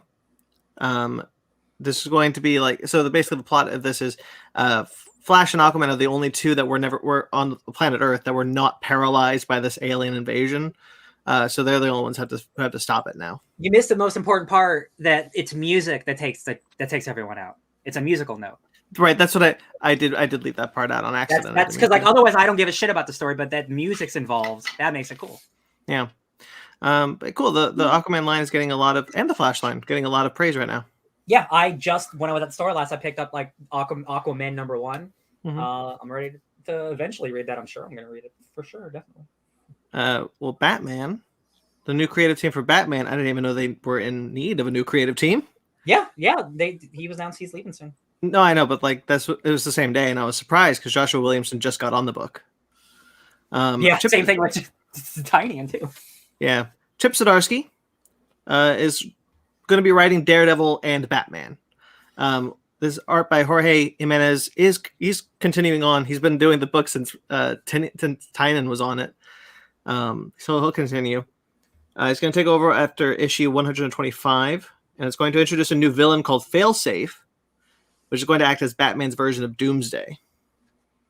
So, this is super interesting because Zdarsky said in an interview that he never wanted to take on the big, like he never wants to write the ongoing Spider-Man or Batman book because that's too big. He likes doing these side things. So whatever they told him that he could do to jump onto the main Batman title, I'm buying that book day one. I didn't do it with Williamson like I said I was going to because I heard that book was totally fine.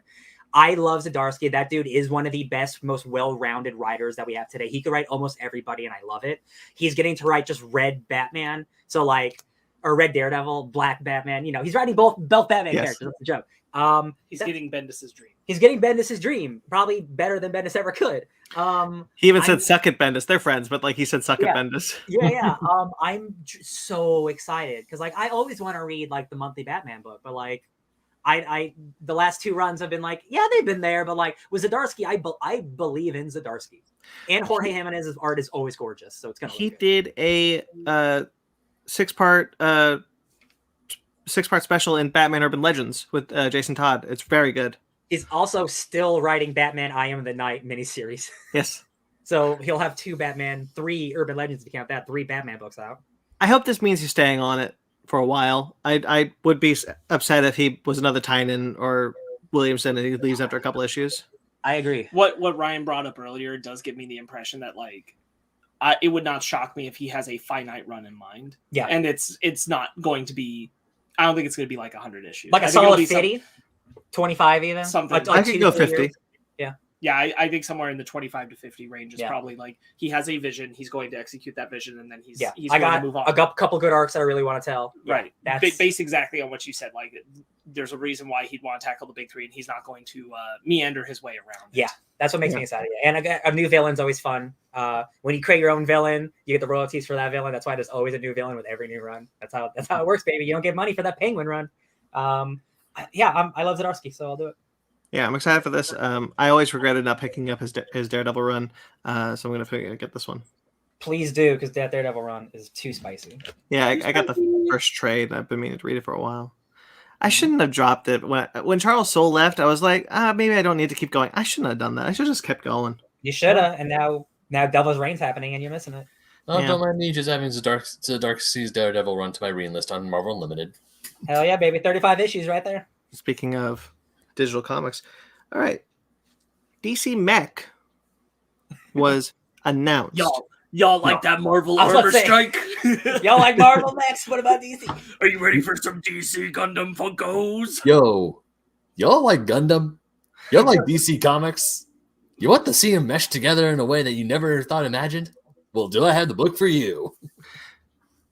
Written by Kenny Porter with art by Baldemar. Sorry, Baldemar. I love this name, Baldemar Rivas. He's going to be writing a 6-issue miniseries. Basically, it takes place in an alternate Earth where when Apocalypse attacked during World War II, the response was to build mechs, and now that's the present day version of that world.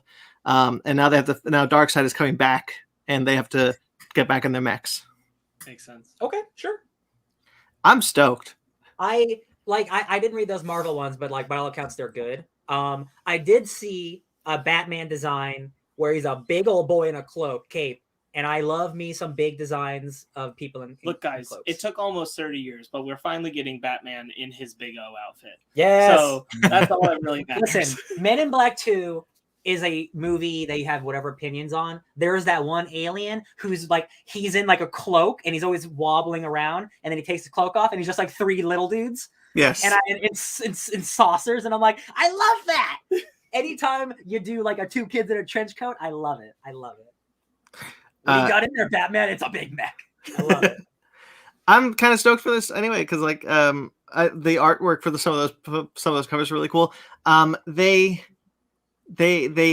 one cover that I really want, which is like it looks like it's inspired by like Trigger anime. Like it's written, it's done with a lot of heavy line work to indicate movement.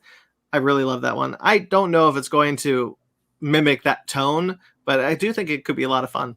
Look, the important thing with both like the any of the mech Gundam style of Marvel, DC, whatever, it's look cool first, tell fun stories. Aesthetics second. first. Yeah. Yes. And as long as your aesthetics are high, you're pretty good. That's the FromSoft method, baby. Does it look cool? I really like the designs of these mechs. I really like the designs of these mechs. The Batman one was the only one they saw that like a good picture of, but like the Superman one looks pretty cool from what we could see. I'm stoked. Yeah. I might check out the first issue. I'll check out some reviews first. We all like I was gonna say we love us some giant robots. It's true. We are all fans of Deceased. Tom Taylor's Deceased. Mm-hmm. He did not give any details about when, but the 3rd volume is officially announced. Good. That second volume The third is awesome. and final. The 3rd and final. We'll yes. see what will happen is the 3rd one will come out, but then there'll be like 2 side stories that also come out. That'll be side Well, books, sure. so you have to read all of it. Yeah. Yeah, because And then 5 years later, someone else will be like, deceased, but not deceased 4, deceased something. The A will be a 4. Yeah. because there's the Unkillables, which is the kind of like spin-off of the first volume. They could do more of that. I love Deceased. I like that second volume even more because it goes even crazier. Yeah. So I'm excited for more. I really can't wait for the payoff of that ending of that second volume. Constantine is very spicy in that book. Like some of the coolest Constantine stuff that's ever happened. Let's cross the aisle to some Marvel books. Okay. Iron Cat. Jed McKay and Per Perez are writing. He's the artist. They're doing a 5-issue miniseries, which will see Black Cat and Iron Man team up to track down a stolen suit of armor and the thief who's wearing it. This is basically continuing the next thing that the Jed McKay did the Black Cat ongoing for a while. Yeah. So Black Cat had a miniseries, and then it had an ongoing, which is ending, and then it's getting this Iron Cat like sequel series. Those books, I haven't read them, but they are rave reviewed. They are like apparently excellent, fun heist comics with Black Cat. So I'm not surprised it's continuing. This one has Iron Man in it, so I'll probably check out the first issue. Iron Man's always hanging out with them cat ladies. He loved Hellcat, Black Cat. Why are you stealing all these other cats, Tony? Leave him alone. Ice Cat. Yeah. It's just meow.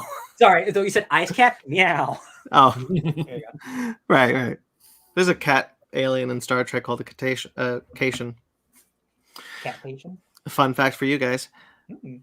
Ant-Man. They had a cat on set, and they said, "That's an alien now." Flurrigan. It's a Flurrigan. No, he's a. That's funny as hell. Give me a minute to recover from that. Like a raccoon. Because I can see it's like, well, that's an alien now. Yeah. We're going to be talking about a certain cat later. We can't get this cat off the set. It's here. It lives here. An alien And it's now. an alien now. All right. Anyway, Jesus. I didn't expect that to hit me so hard. It's like a person size, that's anthropomorphic. Gotcha. All right. Ant-Man is getting a 4-issue miniseries written by Al Ewing with art by Tom Riley. It's going to every issue is going to spotlight a different Ant-Man, starting from Hank Pym and working their way up.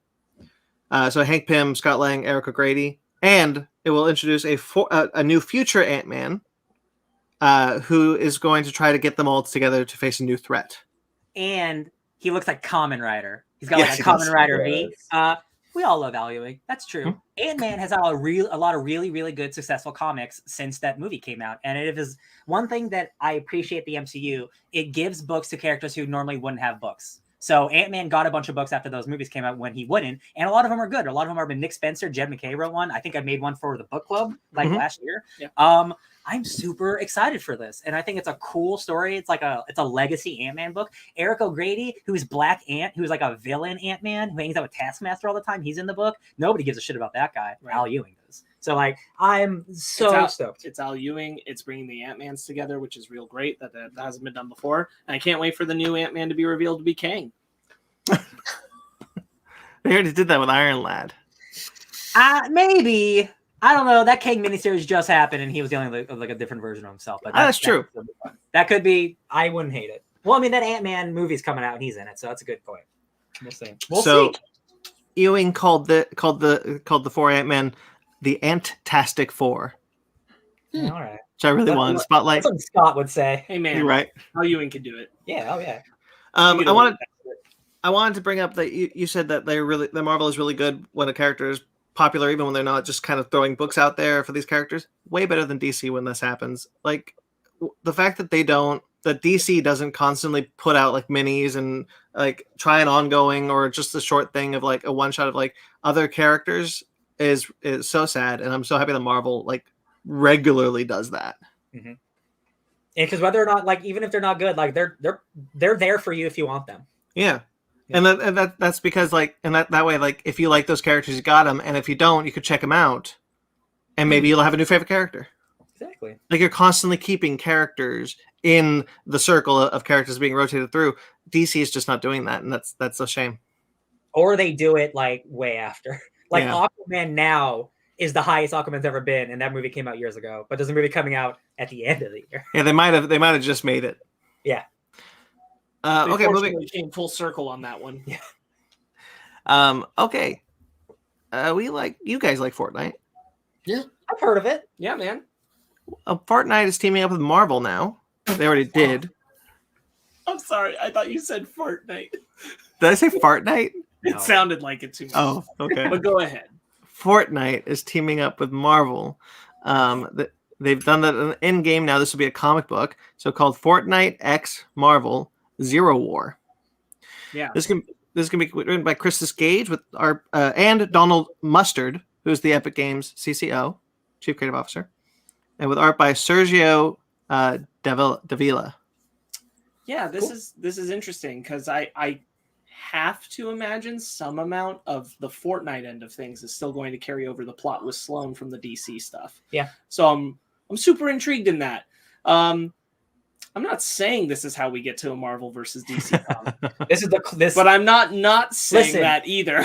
I remember we speculated that like I don't know how long ago with like the DC stuff. Yeah. But like with the comic, but the fact that a Marvel comic is coming out so soon after the last comic, I wouldn't be shocked if the next comic is Marvel DC Fortnite. 100%. Yeah.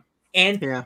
God, all the I think it'll start so. I think it'll start so. There will be another comic that's from one of them, but you'll see one of the other company's characters without them talking. They'll just be present, like the way that probably even less than Snake Eyes is in the Batman one. Yeah. But like they'll be there, and you'll be like, because they don't need to talk in the story if they're on the island, that kind of thing. And then you'll get to an actual thing with them. I have a Marvel DC season of the game. I believe it. I believe it. This is People have been praising that DC one, so like it's honestly a really good comic. And it's amazing because comics, it's amazing because there's a whole issue that's just silent. There's no dialogue for it because there's no talking on the island, and you don't even get Batman's internal monologue. It's just a silent issue, just an action. And then issue. there's another issue that's about like a status report of the people, the imagination operatives, IO, that watch the beings that live on the island in Fortnite, and they're just doing a status report of how every single time that they loop into the island, Batman and Snake Eyes are fighting each other, and they're gaining more and more respect for each other. And they're learning from each other, and they're like, I don't think it's okay that we're letting them interact this much. As an assessment, and that's just all the narrative you get, but you're constantly just seeing like it's gotten to the point where everyone else on the island isn't even fighting each other anymore. They're just watching them fight. The fight's too good. Yeah, it's so good. We should read that comic sometime. But like it's actually really enjoyable. And so anything like pushing into this narrative of like, not only that, again, Fortnite, incredible way to get kids into comics. And yeah, all about that this. DC comic, it like was one of the highest selling comics like last year. Plus, we're gonna get more Marvel cosmetics for the game. Guys, it's only a matter of time. My goal of this year is to get Brandon into Fortnite. It's gonna happen. Dude, that's all I want. That's all I want. I mean, you got me into Fortnite, so anything's possible at this point. I know. The games, the comics are going to come with codes for special Of course. things. Oh yeah. The main characters, Spider-Man, Wolverine, Iron Man, and Shuri. And then cool. Shuri is definitely new, so that's definitely going to be. She'll be one of the new characters that you'll get for sure when this happens. Iron Man probably get a new skin for Iron Man. Wolverine and Spider-Man are both in the game as well. Yeah. Spider-Man just happened, so I doubt there will be a new cosmetic for him. Yeah. But you never know. It's true. I do wonder if we'll get the kind of thing we got with Batman. Batman got his own Fortnite-specific design. It's a design that's made just for him as he appears in the Fortnite game. There's a couple of those. There's a couple of those, but like for the Marvel DC characters, it is Batman's the only one who's got Catwoman has a DC. Oh, yeah, that's true. Sorry. Yeah. So Batman and Catwoman, but they're the only ones who have gotten that. So like, I wouldn't be surprised if this Marvel one brings in a couple of those as well. So what happened? Interestingly, I don't think we'll see the same mistake happen this time. The DC one dropped, and no retailer knew how many to get, or not no retailer, but like many retailers didn't know what to do with it because they're not in tune with this sort of thing. And then the game opened with buy the comic at your local comic store, so they had an influx of people that they did not expect and did not have enough product. Yeah. Probably not happen again. They'll learn this time. Yeah. And I think this one will probably go off even harder just because like the general population that's playing Fortnite is more into Marvel because of the MCU. Yeah, Marvel's just like ubiquitous. Yeah. Okay, that's enough comics. Oh. Beyblade. Let it rip. Honestly, don't know why this is in here. I put it in. Jerry Bruckheimer is developing a live action. Who did this? I movie. did this. No, but like, I watched Beyblade when I was a kid. I was a child once. Yeah. There's a I played Beyblade Battletops before. That's news now.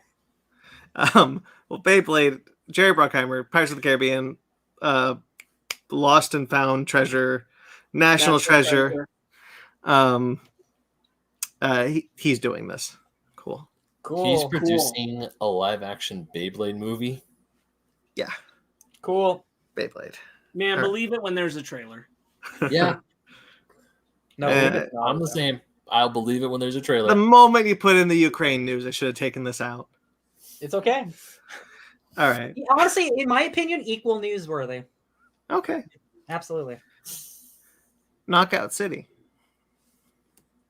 What about it? Well, Knockout City was in the news this week because they've announced what season 5 is going to be.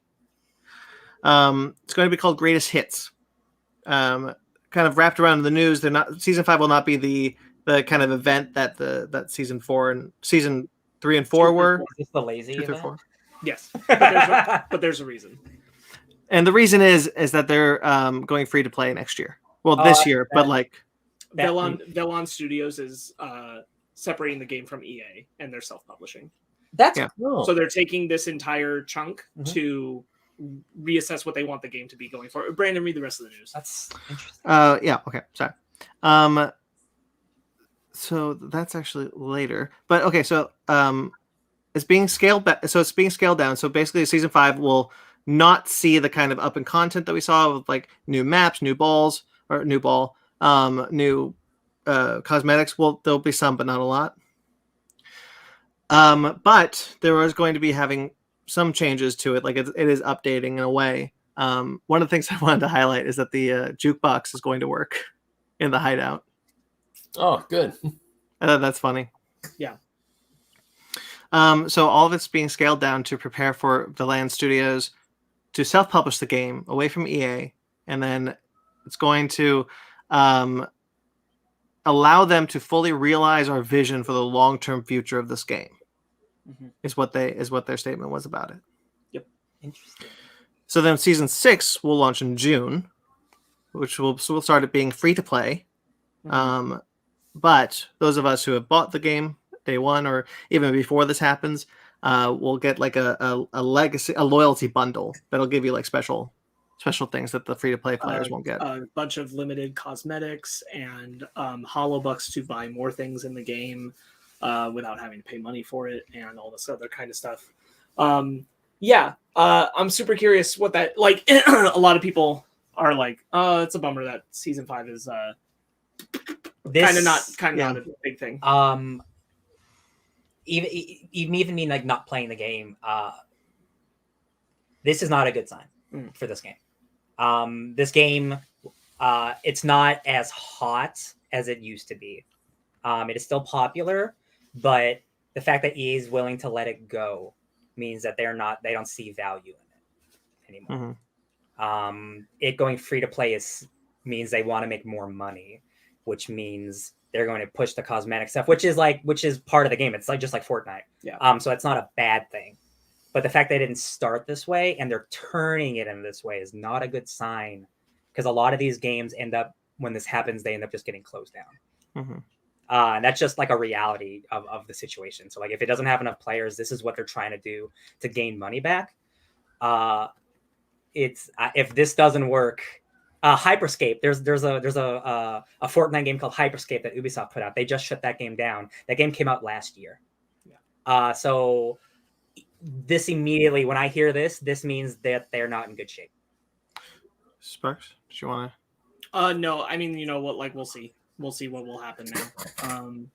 Ryan's not wrong. This is usually it's nothing about the quality of the game. It's about like how many people are playing it, and like if people aren't buying the game at full price, that means they have to make it free to play to try to earn the money they're not making.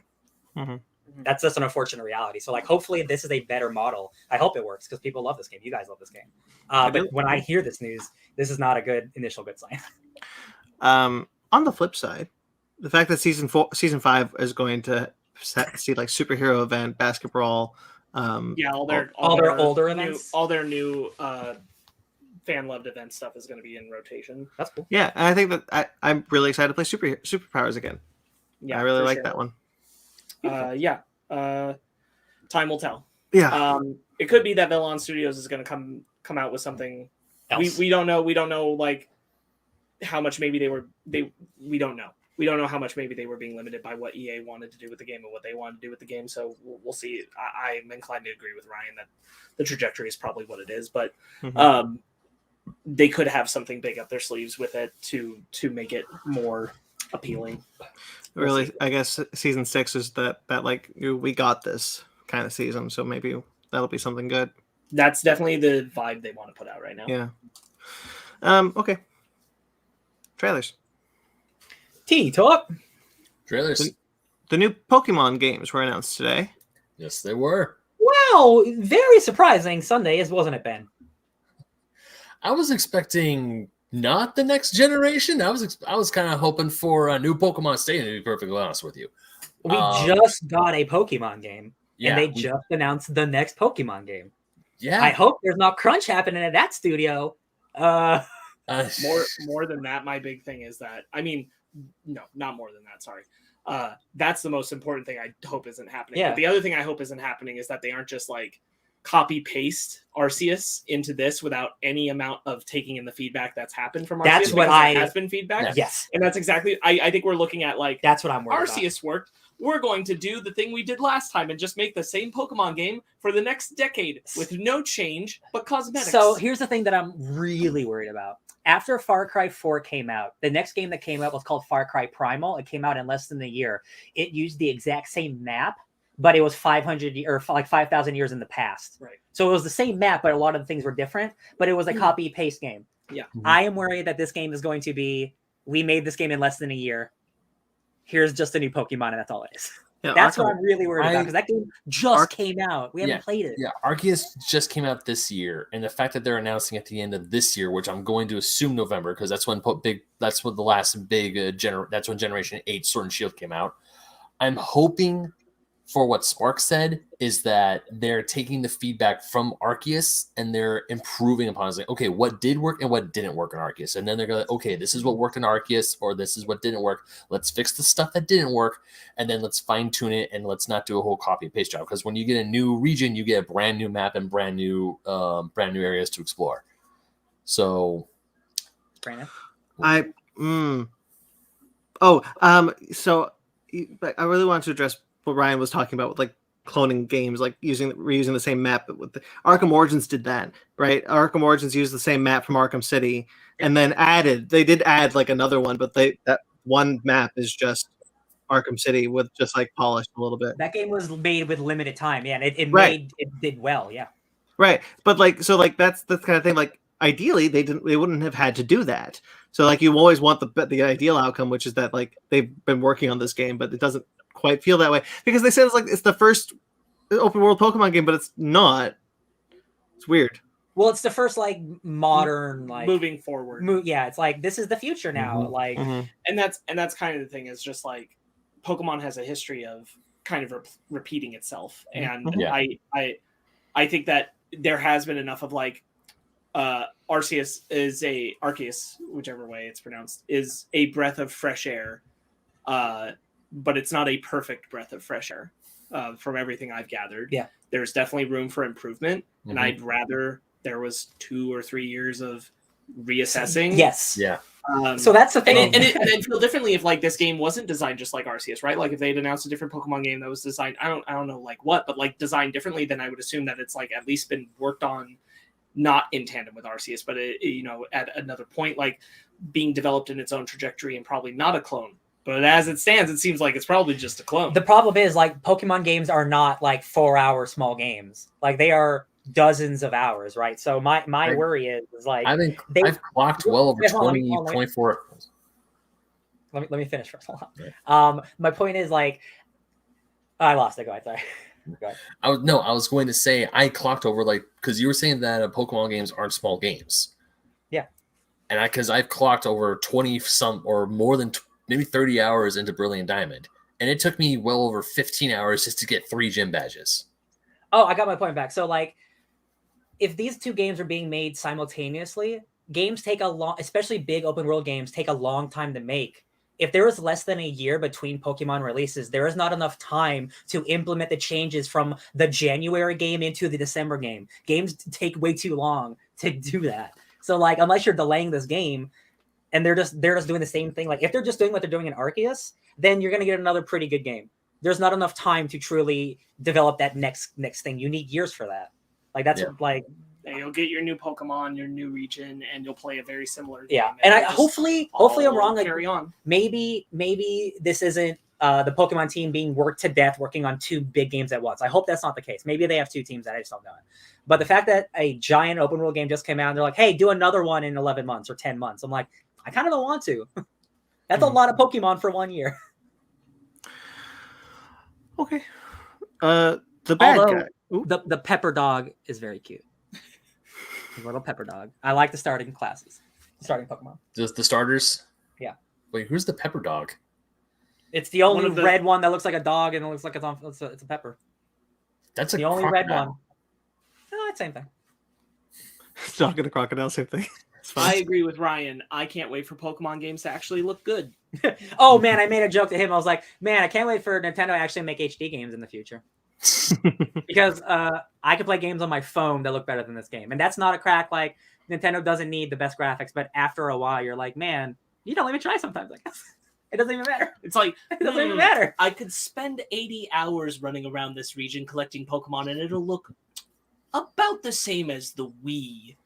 Or I could play 80 hours of Elden Ring on the beautiful PS5. Oh my god! Not to I mention, wonder which I'll choose. not to mention, Elden Ring now has like summons, like a spirit and NPCs. So like the first thing you get in the game is like a pack of wolves. So you just have 5 spirit wolves that you can summon almost immediately in that game. Those are my Pokemon. They can't evolve right. them. Well, what's the point then? Freedom. Freedom. Freedom. Freedom. Okay, the bad guys. The second trailer. Yeah. I thought this was worse than the first. Yeah, me too. At first, I was like kind of into it, but then they kind of do the whole we're gonna act like we want to be good, so we can still be bad. It's like, okay, you kind of just ruined the whole premise. Because that first trailer where she calls him a good boy and he really liked it, it's like, okay, so he is trying to go straight, but then it's revealed, oh, it's all a long con anyway. It's like, oh, you ruined your own movie, didn't you? Well, yeah, Ben. But then also, while they're doing the con, he is getting that moment where he's like, maybe I actually do want to be good. That's true. I think the premise is fine. It's just like we were shown more of the movie, and there was nothing that was making me like More intrigued. outside of the animation. There was nothing that was making me go, yeah, you got it, Yeah. you got the characters, you got the story. I see it. I will admit that the bit about saving the cat in the tree is very good. They did a very good comedic cut with the them being like, just call the cat down. And they all just look like their most vicious predator form. Like, come here, kitty. Like, it's very That was funny. pretty funny. I think the movie, I love the look. That's like the second trailer. Like, I think this is probably like my favorite looking DreamWorks movie without even seeing it, because they're actually trying something like really cool looking here. Mhm. It still just looks like a whatever DreamWorks movie to me. When they talk, I'm just like, yep, that's witty dialogue. All right, that's a pop song playing. I'm like, it's just another DreamWorks movie. So hopefully I could be wrong. I would love to be wrong, because I think I love the look. They also have like one of the worst track records for like trailer to movie representation, whether it's good or bad. Yeah. Usually the trailers are almost always kind of a wash. Yeah. And then the movie is sometimes good and sometimes bad. And I think the only exception to this has been the How to Train Your Dragon films. Yeah. But other's like almost every trailer presented. It just feels Megamind's like trailer presented poorly. Oh yeah, I feel like there's just like obviously it is like a machine that they churn out trailers, but like specifically like some DreamWorks trailers just feel like they're just put into a machine, not even made by a human. Like, this is what trailers look like, pop song included. Right, yeah. And I'm just like, you witty joke at the end, sting of the trailer, and like every trailer does that nowadays, and I hate it. But I'm just like, I want to believe. I'm with you. I want to believe, especially it's about bad guys. Like, I'm into that. The It looks- animation makes me want to. Yeah. The animation looks like it. I'm glad they were like, we need to try something with animation. We need to try something new with our animation. Everyone else is. We got to start doing it. Mhm. Just kind of wish it was presented in a better package. Yeah. Yeah. I'm hoping for the best, but honestly, like, I just don't know. The Man Who Fell to Earth. I love this when I saw it as a movie in the 1980s starring David Bowie. Yeah. Right. It's based off a novel, which got turned into a movie, which now gets turned into a show. Do you know who makes this? You know who's making this, Brandon? You know it's your favorite person in the world? Romilly D. Moore? No, Alex Kurtzman. Oh. Isn't that a bummer? Because doesn't this look good? Like, visually, Yeah, this looks pretty good. Visually, I'm into it.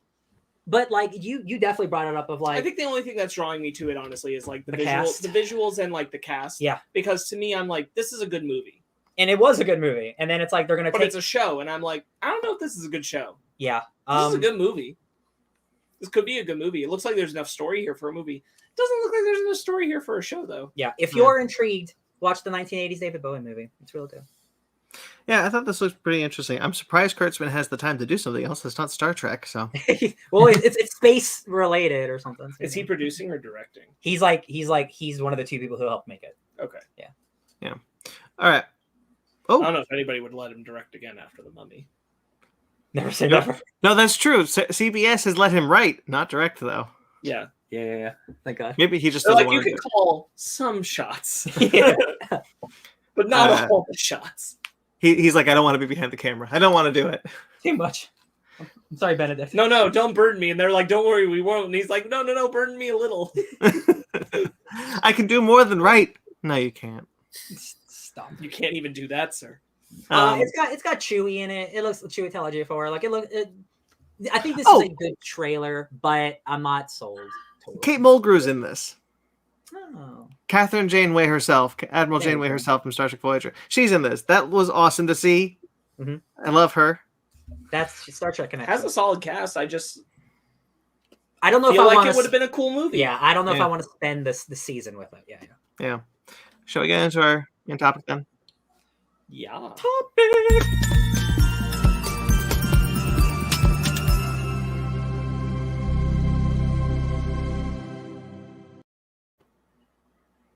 Sparks, we came on when we were going in, you were like, yeah. Yeah. That was very funny. Cool. Okay, Ben, this was your topic idea, so why don't you set us up? Yeah. So, in the nerd world, there's something called hype. And because of said hype, people's expectations of things tend to be astronomically higher than the product they are given.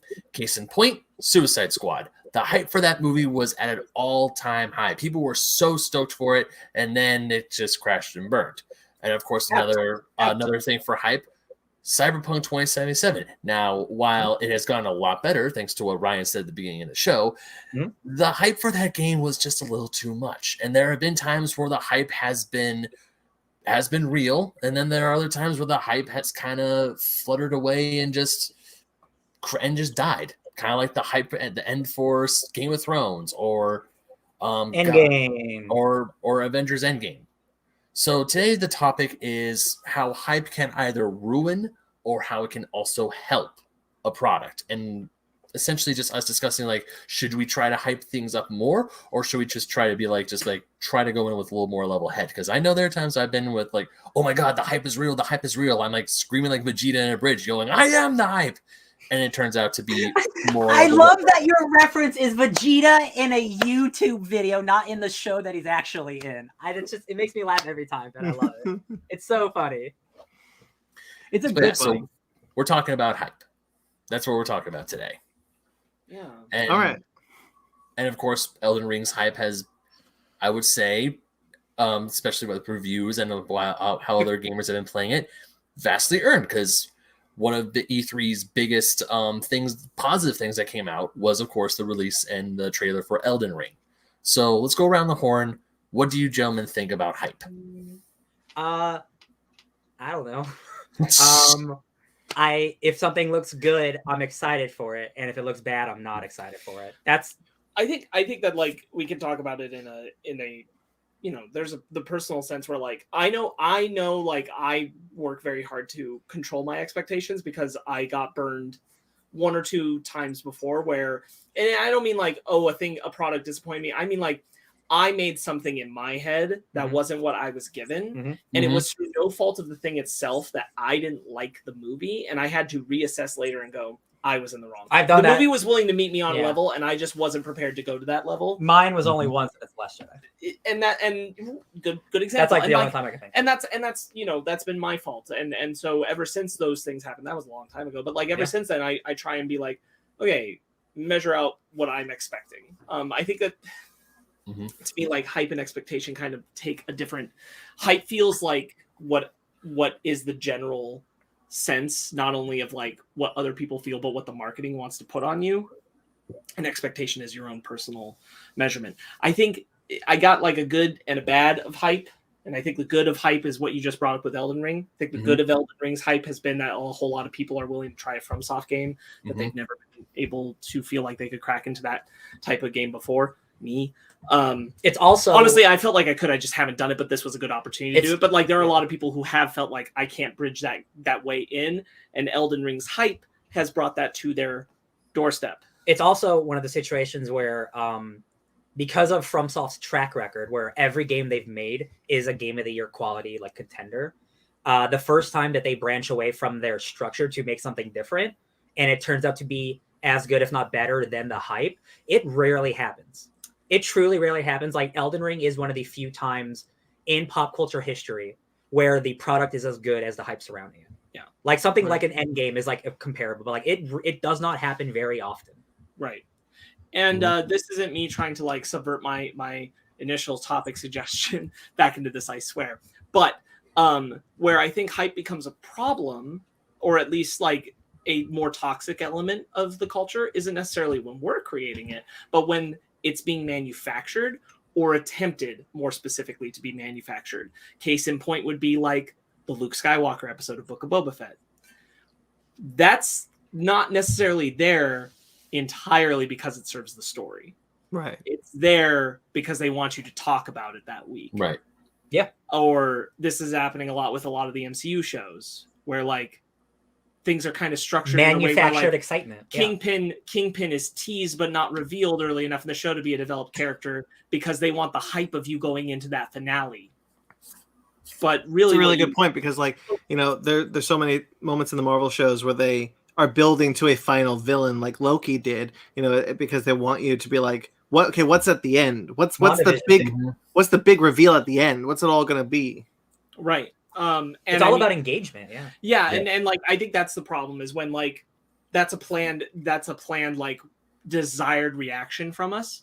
And I think when it doesn't feel like our reactions are allowed to be organic, it feels like we're being kind of driven towards a specific thing, like putting Grogu in an episode of the Book of Boba Fett. I'm supposed to react a certain way that week because you are tugging at specific strings that aren't. And again, like, my expectations come into play on Book of Boba Fett as well, but you are giving me something that is not necessarily serving the story I'm following, but serving as a reason to try to make me have specific reactions, tweet certain things, engage in certain conversations around that week because of what you've dropped. And I think at any time when it's pushed into that space of wanting to create a certain response, whether that works or not, is when it's not so great on the culture. Is that kind of hype machine, the planned, we want to gate this reaction. This is why this episode has to build to this thing, and that's why we can't reveal Kingpin until this point, because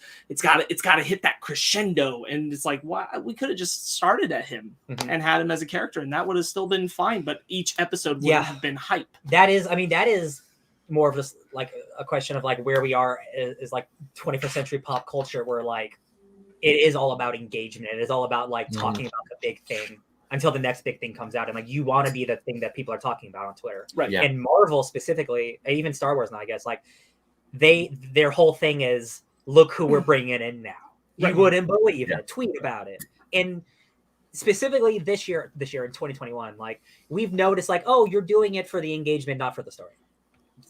Like, so much so of the Marvel stuff is, look who we're bringing in, let's talk about it. Not like, what is it doing for the story? It's like, who is it? I mean, it's a good example of one of the reasons why Eternals really worked for me, is I never felt that push on me. Yeah. Of there's something in this that's supposed to make me feel a particular way, as far as like hype for the MCU writ large. Nick Fury's not showing up saying, it's just trying to make me feel something for the story it's telling. Peacemaker, which we just did a discussion on, is a great example. We talked specifically about the cameos in that finale and how they don't feel the same as the cameos that are happening in MCU products, because they didn't feel like they were there to create hype. They felt like they were there to serve the story. They weren't building to that moment. There's a moment that like could have been an afterthought. No episode of Peacemaker was trying to artificially make me have hype. It was just trying to engage me with a story, and that made me excited because I liked that story. So the thing about hype for me is that there are times where hype works very well, and there are times where I do get so hyped up, and when I do see the final product, I feel completely let down. It's like, how dare you? You promised, you air quotes here, promised me something amazing, and yet you don't deliver on that promise because you were constantly hyping up, like, oh, look how awesome this trailer shot does. Look how awesome this fight scene is going to be. Look at all these explosions, the flashy colors and the lights, and the kick-ass needle drop that's going to be in the trailer. You get hyped up from seeing that, and then when you do see the product or play the product or whatever the product is, you get let down. You're like, what the hell is this? I do want to talk about a positive, because obviously we're talking about how there's that moment in Peacemaker where there was no real indication that, hey, there could be a chance that these characters were going to show up at the end of the show. It was literally just a surprise, here you go, and then you instantly have water cooler talk the next day. Whereas hype for Spider-Man No Way Home, for example, you saw the Goblin, you saw Octavius. You're like, oh shit, there was a that's a really good point. Bringing a Spider-Man No Way Home, there is a valid argument to be made, a very valid argument to be made that keeping Toby and Andrew hidden through the marketing and just have it be circulated through bad lies and rumors Smartest thing they could have done. The smartest thing they could have ever done. Like the hype for that movie was not to see Goblin and Ock again. That would be cool. But the hype for that is because everybody knew Toby and Andrew were in that movie. No, that's what I was going, Brandon. That's what I was going with. Is you saw Goblin and you saw Octavius, and you thought there's a chance. There's no way they couldn't show up in this movie. Even though none of the marketing was there, the lies were spread. There's like all this like misinformation spread about the movie. But when you went and saw that, it's like, and when they did finally show up on screen, it was worth it. It was like, there they are. But I was speaking more to Spark's point of artificial hype. That was artificial hype. We were artificially hyped up for that movie. Now, admittedly, it's a very exciting moment to see, but like it was artificially created through rumor mill. We did this to ourselves. That is all on us, and it paid off. Luckily, it's great that it paid off. It's wonderful. But that, going to Spark's point, that's the artificial hype that you got to be kind of aware of, because like if there was not the incessant rumors that Toby and Andrew were going to be in that movie, we might not have been so certain and might not have been as hyped. But like those and then think about like the back end, like No Way Home, it worked out, but like how many things have done that where they've miscalculated and they pump their hype up too much. Imagine seeing that movie and they don't show up. Yeah, right. Like, a perfectly good film probably would have been terrible immediately. Yeah. People would have been yelling at it, not even looking at the values that it probably had on its own. Just talking about like, they weren't there. I'm sad about it. Yeah. There's plenty of instances that we've seen that happen before, but I can't think of one at the moment. I'm never like, oh, I expected this cameo, it's not there, I'm sad about it. I'm not like that. I wasn't saying you, and I wasn't. No, I know. I'm just like that's not. You should go to a movie to judge the movie on its own merits, not like you want to be in the movie. That's absolutely true. Yeah. I think Ben's conversation topic of like how hype works is also like, this really relates more to the Casey casuals than necessarily us. Like this is Game of Thrones is a great example, because we were disappointed by Game of Thrones, but everybody was disappointed by Game of Thrones. And there are a lot of people that aren't us that watch Game of Thrones. And that hype machine that had been rolling up to that last season pumped you up for something specific for the White Walkers, of what that kind of interaction. You've been given a pretense of what that would be, both in like the threat of them and what the show was willing to do with its main characters as far as like bringing their stories to an end. And when that under-delivered, because for me, like, the finale of Game of Thrones is okay. It's the White Walker episode that breaks the back for me. Yeah. It's the fact that like you have been built up to this entire story, and we went into that episode certain we were losing at least 5 people. And then it's like loved. They're gone like that. And like we lost nobody. And that is jarring for a show where you've lost so many characters you've come to love, to go into that conflict confident. This is the thing we've been building up to. This is the moment where my heart breaks for so many people. And it not happen. And then like they destroyed the big threat of the entire show, and there's like 3 episodes left. And you're like, what are we even gonna do? Yeah, like the Walkers. You don't do anything. Yeah, the Walkers were supposed to. I was I will not lie. When this third season or the third season, the final season of Game of Thrones was coming out, I knew I was going to be heartbroken some way, but I was expecting the Walkers to advance to King's Landing. I was expecting like everything to come at a head at the Iron Throne itself. I was expecting all this, but when they get held at Winterfell, I'm like, how many more episodes we got left? 4? What's going on now? To bounce off of Spark's point with something that I can relate to, for me, if Avengers Endgame didn't end with Iron Man's death, like I was so confident that was going to happen. I knew from like Iron Man 3 that whatever the final Avengers movie needs to end with Iron Man's death. And I was so confident that like if it didn't happen, shit. Like how could I have felt in that moment? I might have been incredibly disappointed. Right. That's fair. Yeah. I mean, that definitely feels like something that's like, you look at the arc of him and like, that is, especially in Endgame, like this is where it's going to happen. Right. So it's something that makes sense. It's something that makes sense to like you're talking about with like Game of Thrones, or the idea of like, you know, this is something that's been building up and makes sense. It's like story wise, like we're confident we trust the storytellers to go in the natural direction that their story is taking them. But when they make that hard left, it's like, what did you do here? Well, real quick, like I don't mind a hard left if it's done well. It's just all of the last seasons of Game of Thrones is a piece of shit and it's terribly written. Like the left turns are like super right turns. Like they're not even good. Like I love a left turn, but like they turned that last season into like a joke. Like I love a crazy ending, but they didn't even do that. I want to bounce off both these things. First, I want to bounce off what you just said, because if the left turn is done well, then it's great, which is what Grayson's bringing up about the Mandarin in Iron Man 3, when it turns out that it's not really the Mandarin. I don't think that's necessarily falls in my category of what we're talking about, mostly because I think that's a twist that pays off well. And I'm really grateful for it. I liked it when I saw it in theaters. So not for me. Laugh my butt off. However, in tandem with the Game of Thrones thing, again, like making that separation and distinction from expectations and hype, I think hype has so much to do with marketing. And the reason Game of Thrones was such a big problem is because, Brandon, you will even know this. What's the main phrase attached to Game of Thrones? Winter is coming. That is a metaphor for the White Walkers. That is a metaphor for the devastation. From episode 1, the first thing you see is a White Walker kill someone. It is the get-go of Game of Thrones. And you get all the way to the ultimate confrontation with the White Walkers, and it is not at all what the show hyped you up to be or what your expectations have been led to believe. Mm-hmm. Neither of those things are able to congru on what that episode delivers. It's just bad storytelling, So that's where I feel like they shoot themselves in the foot. And I do think hype really comes down to like how you market a thing, how you engage with the anticipation of a thing, how you either feed or by negligence also still feed that machine. Yeah. Ben initially asked how we feel about hype. I never got to answer. I get hyped a lot. I get very hyped for a lot of things, and I stay alive. I'm so excited for like the Batman. I'm so excited for Thor: Love and Thunder. I don't like that I'm excited for Doctor Strange: The Multiverse of Madness, but those trailers looked awesome, and I'm so stoked. I'm excited. Hell yeah. Oh, yeah. And I just like if these things disappoint me, while I do get really hyped, it doesn't like destroy me. No. Yeah. Right. Like I do get disappointed or be like, oh, this wasn't what I was hyped up to believe or hyped up to feel. It does bum me out, but like ultimately, like I think I have a very healthy engagement with hype, even though I get hyped up a lot.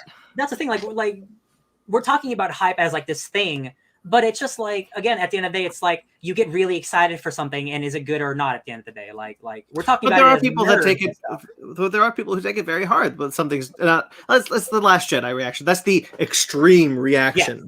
But like, yes, and those people need to maybe go outside some more. Well, yes. and also, go ahead, Brandon. Well, I was going to say, like, well, that is the extreme reaction, but there's a spectrum of people who do get disappointed on various degrees when it comes to being hyped up about a thing. Like something is, you don't quite get to the Last Jedi extreme, but you do kind of feel, let down by the hype expectation.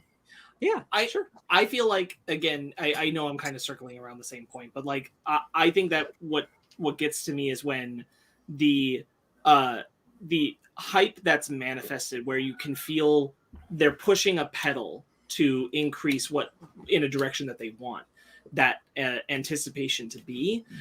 And when it's being done in that way, and it's not, when it ultimately is detracting from the art or the product, that's when I find, again, like referencing the hype mechanics of how the shows for MCU and Star Wars have been designed so far on Disney Plus. There is an amount of hype machine where I feel like the artistic integrity of the narrative they're telling is reduced. Mhm. It's not absent, but it's lessened because they're trying to hit specific benchmarks. Mhm. And that feel is present, and I think that is a toxic presence. That's only because I think it is hurting the final piece.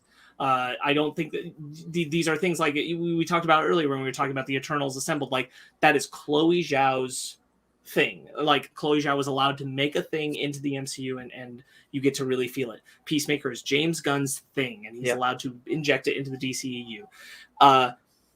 Hawkeye is a good show that I enjoyed a lot. Not anyone's vision. But that I can feel more being pushed into it than just telling me the story that I want, that it wants to tell me about those characters. There's something else pushing around it, around the exteriors of it, to form a larger scope narrative into the MCU. Same thing, Boba Fett, same thing, Mandalorian. You feel those little pushes. I think where this comes into play in video games, I was about to bring up a bunch. And the thing that we've liked a lot lately, because we've talked about it because of the pandemic, is that video games used to hype their games way too early. Yeah. Way too early. Years.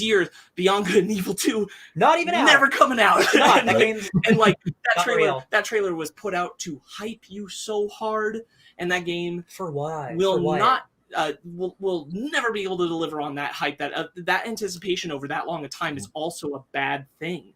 And video games, I think, suffer from this the most, especially because that early in the process, you probably won't even get the thing you want. Like, my vision of what Halo 4 was going to be based on the first trailer they dropped 3 years before the game came out. Is that the one with him like in the hood and the desert? Him in the desert with the hood? That has nothing to do with that game. Not even, it doesn't even happen. Weird. Like, why do it that way? So the two. Hold up, Brian. There was something I was gonna mention. Other thing, going to video games and hype, and to add to Sparks' point, two in particular, Metroid Prime 4 and Final Fantasy VII Remake. Games that were announced way too early. And one of them finally has come out that has a PS5 upgrade, and it's actually been received extremely well, and it's a great, and even though it has some detractors, it's still a great game. The other, still silence. The only thing we have is just a confirmation from last year's E3 that we're working on it. That's it. They had to get that other Metroid game out, though. That's why. Yeah, but they did. You just get so exhausted by hype sometimes if it takes so long. Like a movie that you're really excited for, like Free Guy. You know what? When the trailer for Free Guy first came out, I was interested. I enjoyed it. I wanted to see it. And then 4 trailers later, I kind of got sick of it. No Time to Die. No Time to Die. Perfect example. That poor movie suffered so much from being pushed the way it was in the pandemic. But like, honestly, like going into it, I don't think I could have been less hyped. Yeah. I'm glad that overall I had a positive experience with it, while having like my own issues. But like overall, I had a positive experience in it, and that didn't really hurt it. But definitely going into it, I was like, I wasn't expecting much of anything anymore. So the 3 games that I want to talk about are one that's behind us, Elden Ring. I want to talk about No Man's Sky. I want to talk about Cyberpunk, because they have 3 very different ways that they did marketing, and it's why Elden Ring, even if it wasn't a good game, the marketing was really good. No Man's Sky and Cyberpunk both were promising things that there's no possible way they could have delivered. No Man's Sky, it's a sad situation of they were like a team of like 4 people. So Sean Murray was the designer, the programmer, the marketing guy, the PR guy. So he was the one talking to everyone. That dude was saying all of these promises for the game that wouldn't happen for years. Like No Man's Sky right now is an incredible game, 13 free massive updates. He was talking about that game the way it is right now, 5 years ago. So when that game came out, it was buggy. There was nothing to do. And it looked like shit. So that is one of the worst reviewed games at the time when it came out, right? And then he's like, yo, my bad, we'll work on it. And then 5 years later, it's not one of the greatest games ever made. Right. That is a thing of him overhyping himself, not being a good a good PR person. Like he should have known to promise the game that he was making and say, hey, here's all the things that will happen in the future. Not being pragmatic. Cyberpunk, Jesus Christ. They announced their game 7 years before it finally came out. Right. They were before The Witcher 3 even came out. They're like, hey, here's what we're working on, right? So the hype already was there. The first trailers, they were being run on the highest end PCs possible. Like only the rich people can have these type of PCs. And those are the trailers that we were seeing, right? That was the greatest, coolest looking game ever made. That game on the PS4 when it came out was unrunnable. It was chunky. It ran at like 1 frame a second. You couldn't even play the game. And pull it off their stores. Yeah, and Sony took it off the store so bad. Millions of people bought that game and couldn't play that game. That is bullshit on an unbelievable level. That thankfully, like No Man's Sky, they're in their good graces. Like, hey, we're really sorry. We'll work on it until the game is truly done. Now it's at a point where that game's incredible. It took almost 2 years. And that is a lot of faith that you have to re-earn. And the thing is, not a lot of game companies will put the time and money into it. Right. But Cyberpunk, CD Projekt Red, and Hello Games with No Man's Sky, those are two companies that care about their gamers, their game players. So like Cyberpunk will be getting updates for years. They want to do a multiplayer thing that's going to get released next year. Like they're going to work on it until that game is perfect. And luckily, some studios are like that. A lot of them aren't. Like Elden Ring. Elden Ring had a trailer come out saying, hey, we're coming out in a year. How cool does this look? You've played every other Dark Souls game. You know our games are good. That's all we're going to show you is a trailer. 6 months later, here's another one. And now the game's almost out. Here's a final trailer of what you do in the game. That's it. They didn't overwhelm us with new trailers every month. And a brief live test. And the live yes, there was a beta to see like, hey, does our system run well? It does run well. But my point with that being like they really smartly used you either got to engage with it or you heard the word of mouth about it. Yeah. Oh, yeah. So, yeah, there's even a good word of mouth thing. They're like, hey, this is a new open world Dark Souls game, and it's good. So the word of mouth spread. And then finally, these last couple months of like the new trailers coming out, and it looks really good. And like, these guys have never made a bad game. I have no reason to believe this game will be bad. And luckily, like, it didn't take 5 years to get here. They did it in like a year and change. And it's just like a difference in marketing. We've talked about it a lot about like the idea that like these video game companies should really start marketing when it's far closer to its release, when they're more comfortable with that. I feel like God of War is kind of doing that this time around with Ragnarok. Like Ragnarok's it's not, but like theoretically it's coming out this year. And like we haven't seen any footage. Yeah. Which would have been fine still if it had been announced the end of last year, but it was announced the end of the year before. Yeah. Yeah. And that's when they teased it up and were like, it's coming. And I'm like, that's a little soon. I fully expect that game to be delayed into early 2023, and it'll be like the 5-year anniversary from God of War. I think the other thing is that with video games, I think they suffer from hype culture the worst. But like a lot of what would happen with these things that had those long gestation periods from when they announced their teaser to the actual release is that now they made a promise of a sense with the audience. So if they decide to change things down the road in the game, they need to make sure that whatever they gave you in the teaser is still there, especially if it's something that fans latched onto the moment the teaser dropped. Oh, yeah. I think Lego Star Wars The Skywalker Saga is a good example of this, because when they dropped that first trailer, they showed that game to be so expansive that they couldn't underdeliver at that point. Yeah. So they had to put that team through crunch. And like clearly that game shouldn't have been marketed as early as it was. Yeah. Obviously. I think this is the most egregious problem for hype culture is present in video games. And again, it does seem like maybe we're getting a little better with it overall. Yeah. I certainly love the Nintendo Direct that it only does things for a few months in advance, not the entire year. I'm very grateful that we're not seeing a little bit of Breath of the Wild 2 in every single one on the way up, because like that's a recipe for disaster regardless of how good that game is. Yeah. You know, Marvel is in a way, not in a way, but like they would manufacture hype with the phase announcements. Yeah, sure. Yeah, like, this is what's coming. This is exactly what's coming in the next couple of years. Mark these calendars. We're excited. We were excited. Yeah, I'm kind of glad we're away from that. And how much of a bummer was it that we knew like there was an Inhumans movie, but now there isn't. Starring Vinny D. Or like as much as I like that Civil War, I'm kind of Serpent Society. I'm kind of mad that you teased Serpent Society. Everyone's favorite. Yeah, and then of course let's not even talk not about at all, but still. Yeah, and also let's not even dive into the rabbit hole that is the hey, here's the DCU timeline that never. No, the Flash destroyed that himself Black Adam's still riding on the hype machine of casting Dwayne Johnson 10 first. years ago. Yeah. Yeah, I do think that like sorry, but real quickly, just like when they announced Phase 4, the fact that they only announced half of Phase 4 feels like they're weaning us off of that hype machine. Yeah, we're not going to take it away from you completely, but we're going to pull back a little bit. Like we're in. Like those movies make $1 billion. Like you got us. And even Kevin, go ahead. What did you say? I was gonna say I think they recognize at this point to be more flexible. Yeah, I think that like one of the things that was funny when people asked, so is this the end of Phase 4? And Kevin Feige was always going like, I just announced like 5 movies and 10 TV shows. What else do you want? Yeah, people always want the next thing immediately. Anyway, sorry, Ben. Yeah, going back to what Spark said about how video game hype is probably the most toxic in our sphere, which I also agree it is.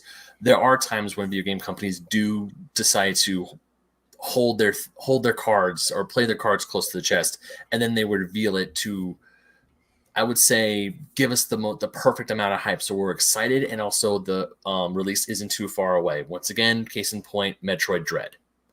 No one knew Dread was being worked on. No one had a clue until that June E3, and there was gameplay in the trailer. There was a glimpse of the Emmy. You knew you had a basis of what the game looked like. You knew we were getting a 2D Metroid, and the release date was only a few months away. I was prepared for them to announce a delay. They did not. They gave us a few more trailers, and the hype for Metroid Dread not only revitalized my love of Metroid, but everyone's love of Metroid, because people went to we got time to play Dread. How do I experience the story? People were playing the games again. As far as I can tell, I could be wrong on this, but sales for the Wii U shop, Metroid Zero Mission and Metroid Fusion, they went up. People were playing Super Metroid on the NSO, on the Nintendo Switch Online service. You bring up a good point of the hype of having seen something can revitalize a love of something. Like seeing Dragon Ball Super Broly, reinvigorated my love of Dragon Ball Z. Matrix Resurrections reinvigorated my love of the Matrix. These things happened because of hype. Mm-hmm. Right. Importantly, I think those things are benefited by, all of them are benefited by the product feeding your hype rather than just the lead up. Right. The thing itself is feeding the hype for the thing at large. Yeah. Not everything about hype culture is bad. You could make an argument love them or hate all of them. It depends where you fall. But the entire revival thing that we're living in, this time of everything being, let's bring back the old to mix with new. Everything comes back in style, blending into the hype culture. It's very much I want to get you hype immediately because you're going to see some old friends. I mean, Scream's a good example of that. I think. Yeah, absolutely. Scream's a good one of those. Halloween. Just real quick, more about video game stuff. I think the best company, regardless of the quality of game, is Bethesda, because they will release 1 to 2 trailers before their games come out. When Fallout 3 was announced, it was announced at E3. It came out 6 months later. When Skyrim was announced, it was announced in 2010. In December, it came out November 2011. Same with Fallout 4 with their new game coming out, their space RPG. It got announced at the Game Awards. Starfield. It got announced in December. It's coming out in November. They don't bullshit. They're like, here's when the game's coming out. We'll give you probably 1 or 2 trailers before that, but we know when it's coming out. We're not gonna bullshit you, and that's so nice to know. That, it's coming out. I don't need to worry about it. This was one of the big things we praised the new Disney era Star Wars movies for when they were coming out, because they did a teaser, a trailer, the end. Yeah. You can seek out the TV spots if you wanted, but that was it until the movie released. Even the Marvel movie trailers, even if we get a bunch of them, they're always good about not showing you. They're good about hyping you up and not showing you too much. Because that Doctor Strange trailer is so good, and if they're showing us that shit, just imagine what's in the movie. Same with Endgame. Those. Who's Doctor Strange? You son of a bitch, Patrick Stewart. It's good trailers can definitely hype you up, and I think Marvel. Or it's Disney, because I think the Star Wars trailers are good too. They hype you up, and we know we got you, and we're not going to show you everything, because DC will show you a lot of shit sometimes. Disney's marketing machine is good at handling hype with trailers, bad at handling hype inside the product. Yes. Yeah. Yeah. Ben, did you see the Patrick Stewart video that's floating around? I did not. So it's Patrick Stewart, he's asked, "So that's your voice in the new Doctor Strange trailer, right? That's you." And Patrick Stewart goes, "Who's Doctor Strange?" And you're So like, good. "Buddy." There's I like- denying, and then there's just like whatever. I like that their plan is to deny it, even though we know he's in it. Like he's in the trailer. He almost immediately begins laughing. Yeah. Yes. There's I another love it. bit. There's another bit where he was like, "Hey, many people can mimic my voice. I was watching the Super Bowl. That was weird for me too." Yeah, like a 70-year-old Englishman is watching the Super Bowl right now. I believe it. He's a funny guy. Patrick Stewart is a treasure, and he needs to be protected at all costs. Yeah. I need that third season of Picard. Yeah, definitely. The Batman is coming out soon. Yeah, the I Batman. think that's pretty hyped because So excited. it's got a great cast, a great director, but the 2 trailers that have come out are exceptional. Exceptional trailers, which means like, that movie looks great just from the trailer, so that movie's gonna look good no matter what. I'm not too worried about it. Like if it's like a 7, like I get a decent Batman movie, that's like, oh no, a decent movie? Oh god. Yeah. I would have been devastated if Matrix Resurrections was bad. Yeah, Because of how that's important a good Matrix is to question. me. Yeah, like what is the one movie that you can think of that like none of us are gonna like I'm gonna cry for a week if a movie's bad, but like what is the one movie where if it was terrible it would be like, goddamn, like Endgame. Endgame? Imagine if Endgame was just terrible. Blade Runner 2049. Yeah. Yeah, because if that was a piece of shit, I would have been like, Ridley, you were right the whole time.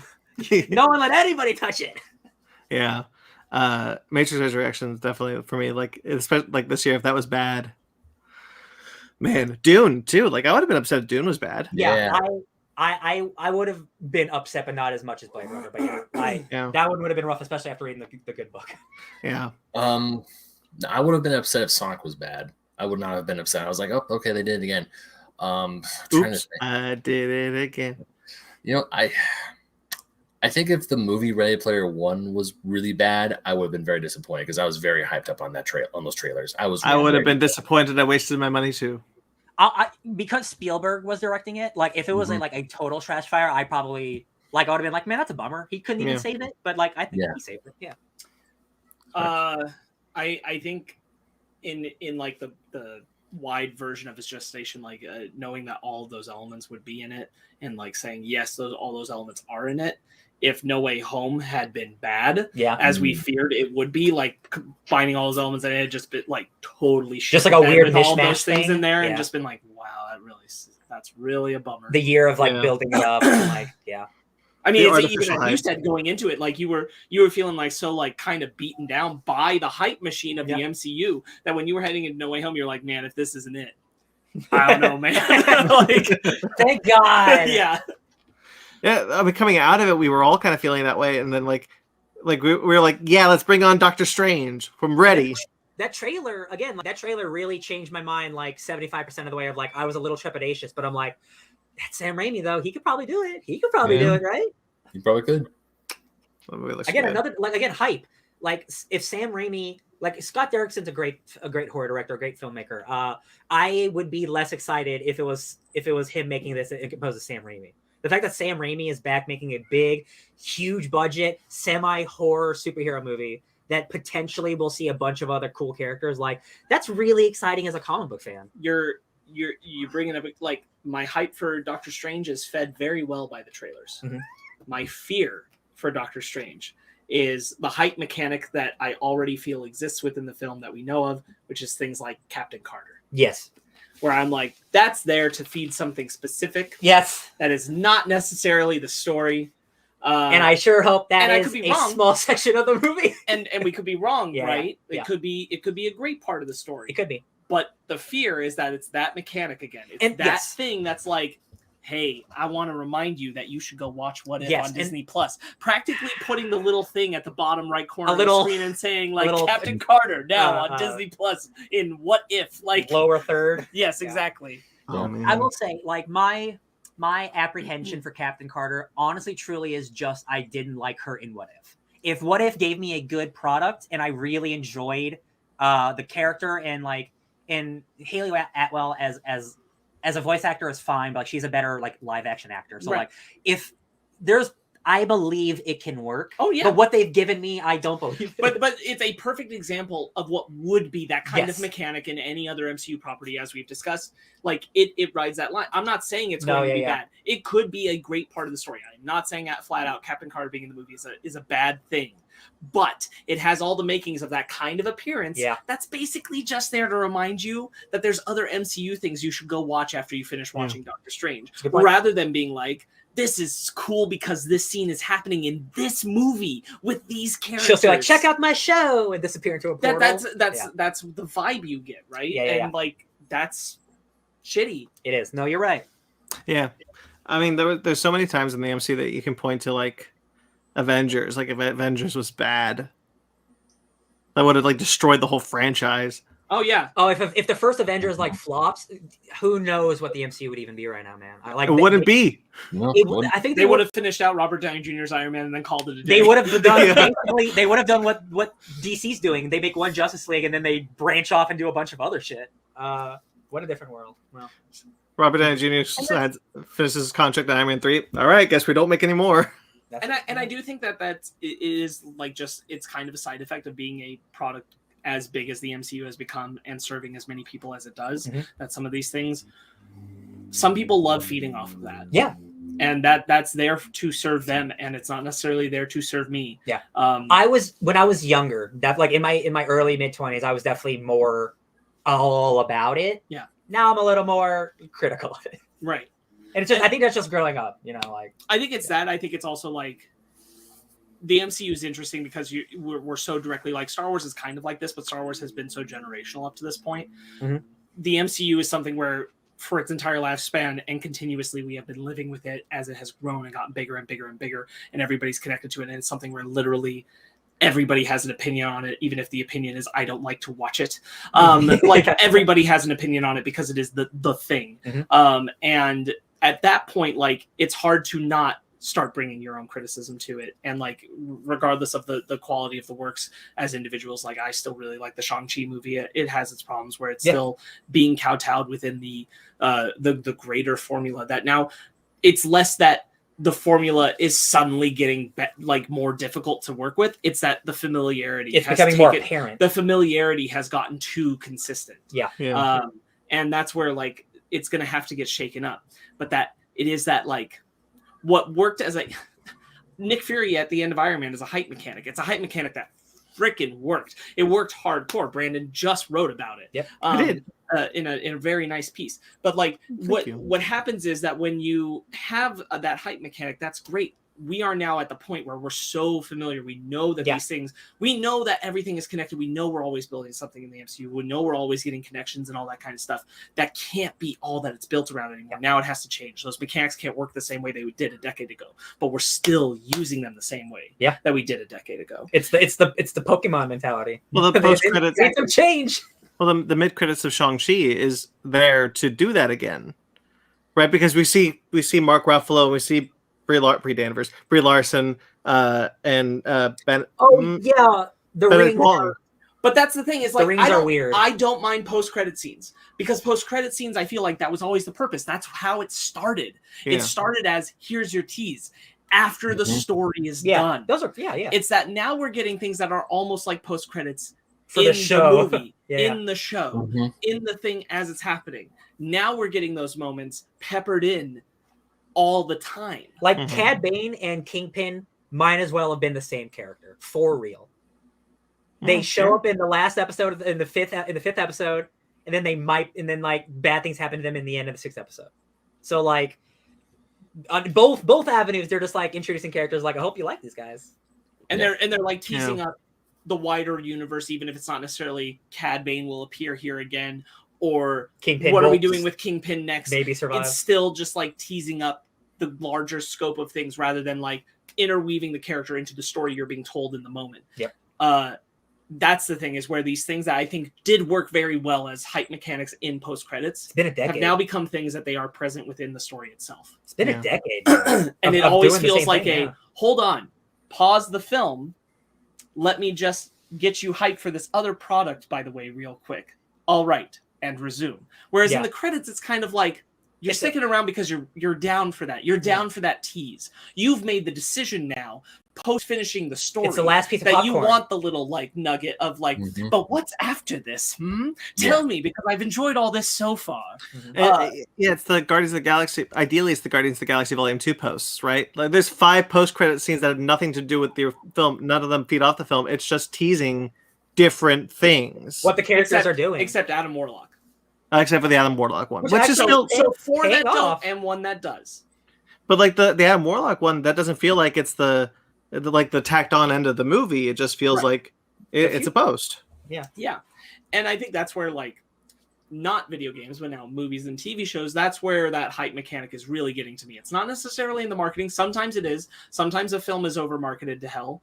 Yeah. But usually it's a product itself now. But usually it's within the product itself. When I feel like I'm getting the fraction of a TV spot shoved into my story. Yeah. That's when it gets to me. Yeah, it's like the Mummy, right? Like the Mummy, I'm really like sensitive to like forced hype. That like nobody's hyped for this thing, but they're going to be like, "Hey, you want to go see the Mummy? What's going to happen next with Russell Crowe, Mr. Jekyll and Mr. Hyde, or what's this thing, the Invisible Man and Dracula?" Like that's nobody gives a shit, and nobody wants it in this movie. Right. You know what the next artificial hype machine is going to be? What are the secrets of Dumbledore?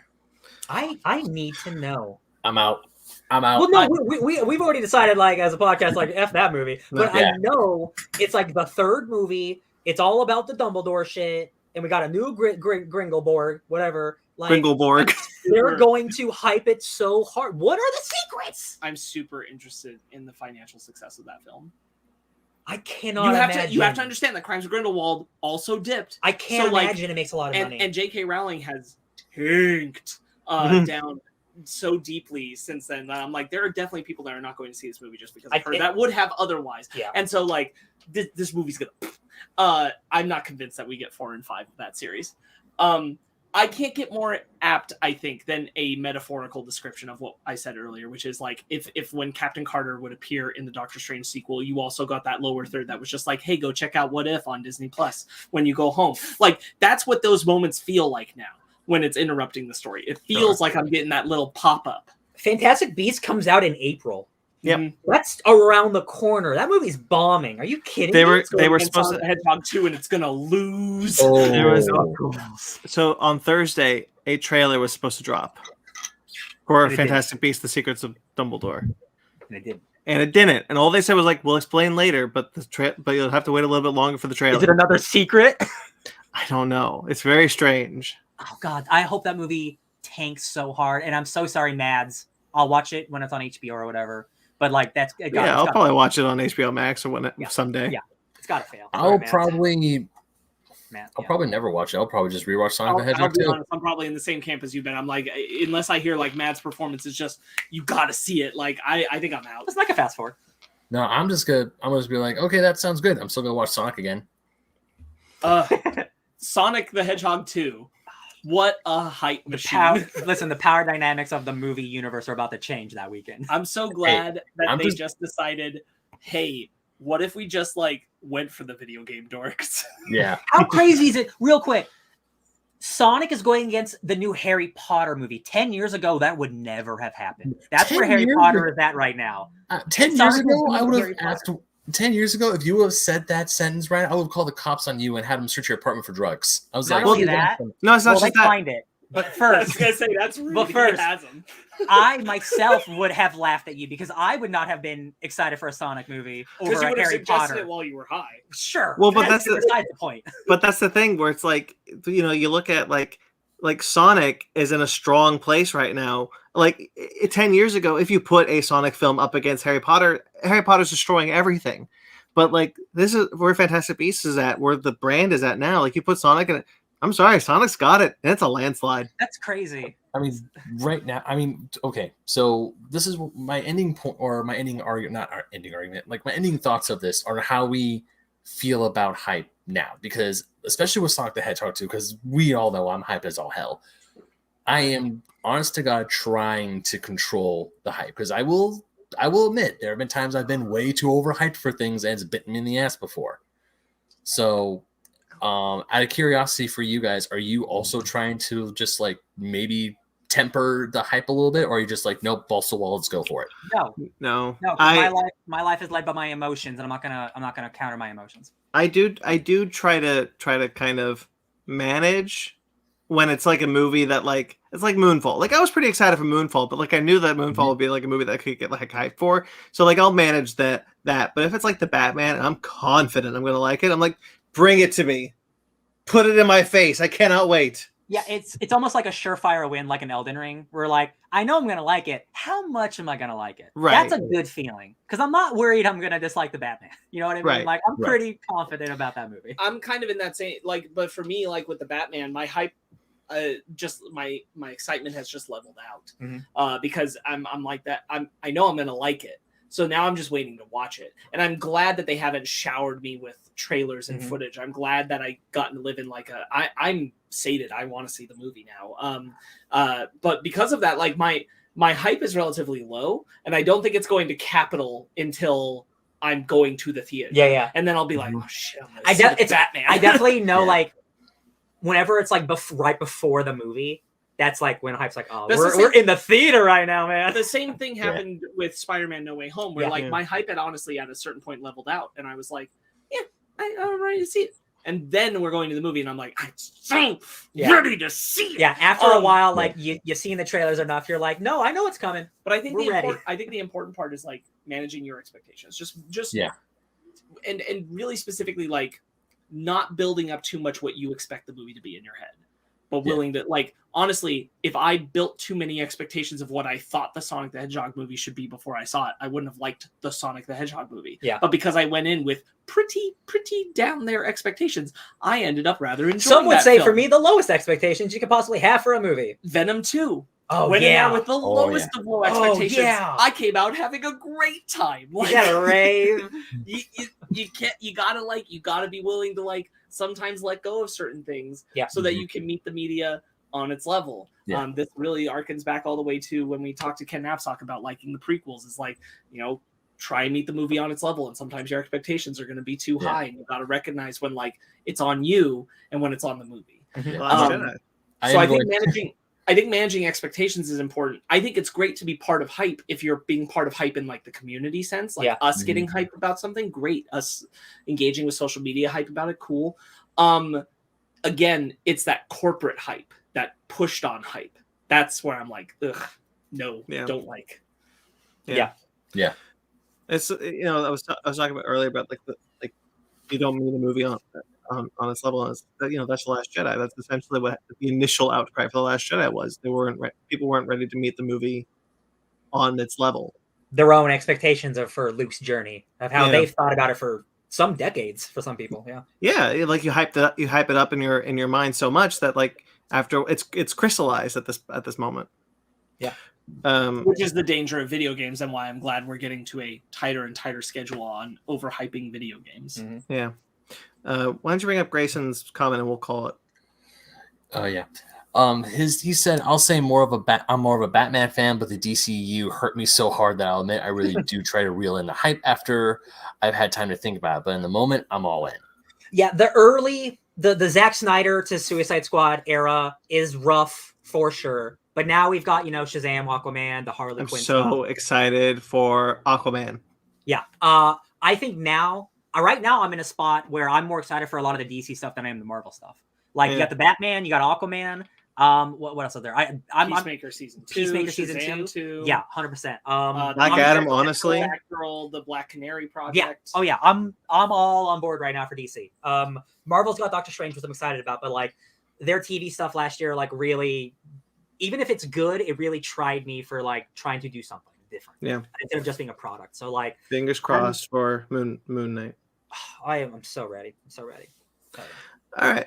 Why don't we get into our book club then? I think we're done that one. Kaiju hype.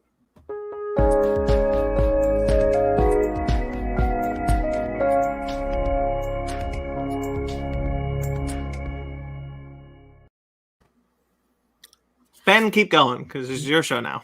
Okay, then. So my pick for the book club this week is Kaiju Score, Volume 1, A Monster Affair, written by James Patrick, drawn by Rem Brew, And the front and original covers also did by Rembrew. And that's a lot of names, so we're just gonna keep going through. Hold on, please read the colorist. Is the colorist the same? Because the colors in this book are super important and they're really great. And I specifically, if there's a colorist, I want you to name them.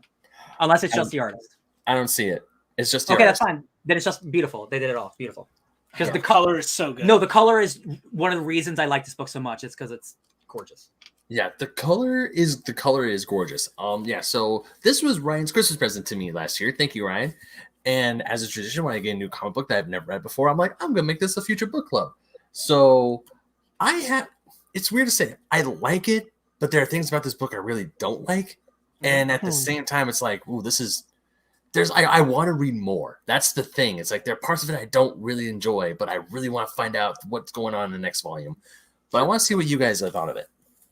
I'll go first. I really liked it. It felt like when I first saw it was 4 issues, I was worried that there wouldn't be enough there to like really satisfy a story. But like, it feels like a tight 90-minute like action movie where like, 100%. like it gives you just as much as you need. Like, there's not a lot of like, there's maybe some filler that like not necessary, but it didn't feel like super filler. I love the art, and it's not normally a cartoony style that I like, but I think the colors really make this book stand out for me. I think if the colors weren't so poppin', I wouldn't like it as much, but like the cartoony nature of it makes it so you know who every single character is. Like they are super identifiable. They're super like personable. Like you know who everyone. They all have completely different looks.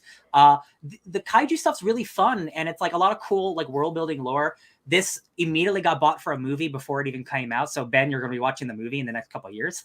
Okay. So like it's one of those. It should be a movie. It definitely feels like I could like this is like an Ocean's 11 movie with kaiju. I had a really good time. It's short, brisk, sweet, and fun.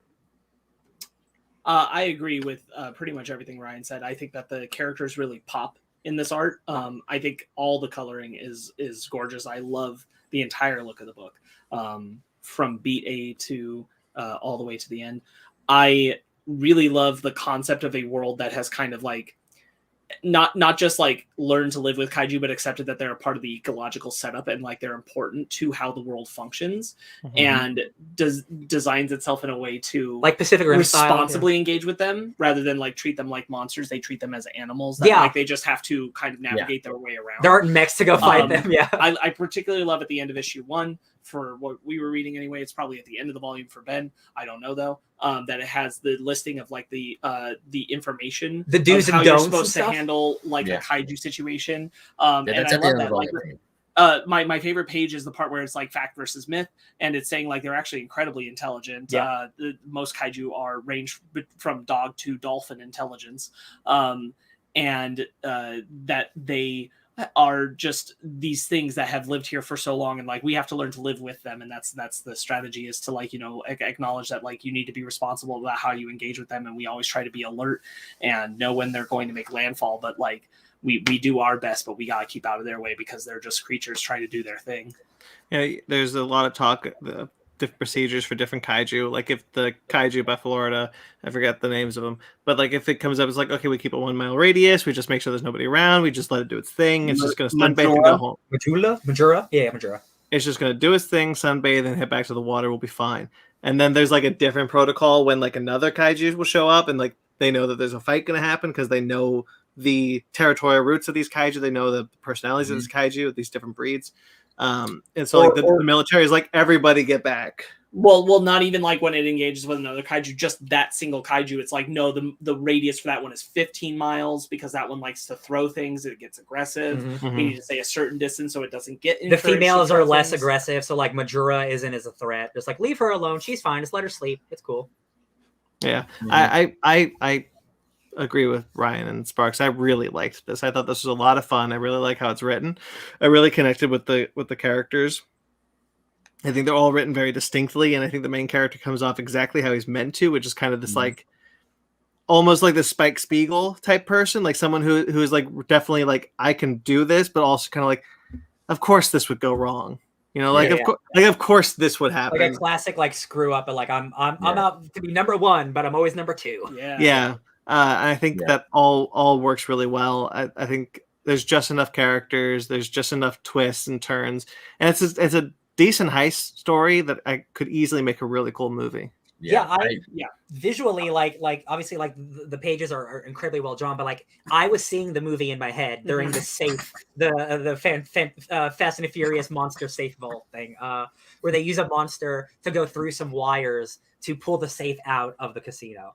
And then they use that Excellent. same monster to hide the safe in the ocean. Beautiful, like Oh, really yeah. smart, fun stuff. I love all the characters. Like it felt really like classic like ocean shit. Like, oh, you got the safe cracker, but who is she really? And like the guy who has bad luck, but is it really bad luck? Like I love all the stuff. It felt like super like almost like 60s like espionage stuff, but with kaiju. And I think you get to know them very well for the amount of story you're given. Like, I think you're very well aware of who all 4 of your main characters are, and even to an extent, the boss Blackie. Yeah, Pearson, the bad guy. Like, you get just enough of why he's an asshole. Like, yo, man, shit's rough, and I just want to leave. Well, yeah, and like straight up, like him, like if I tag it all the way back, it's because I know my time is limited. Like, I'm in the same shit business.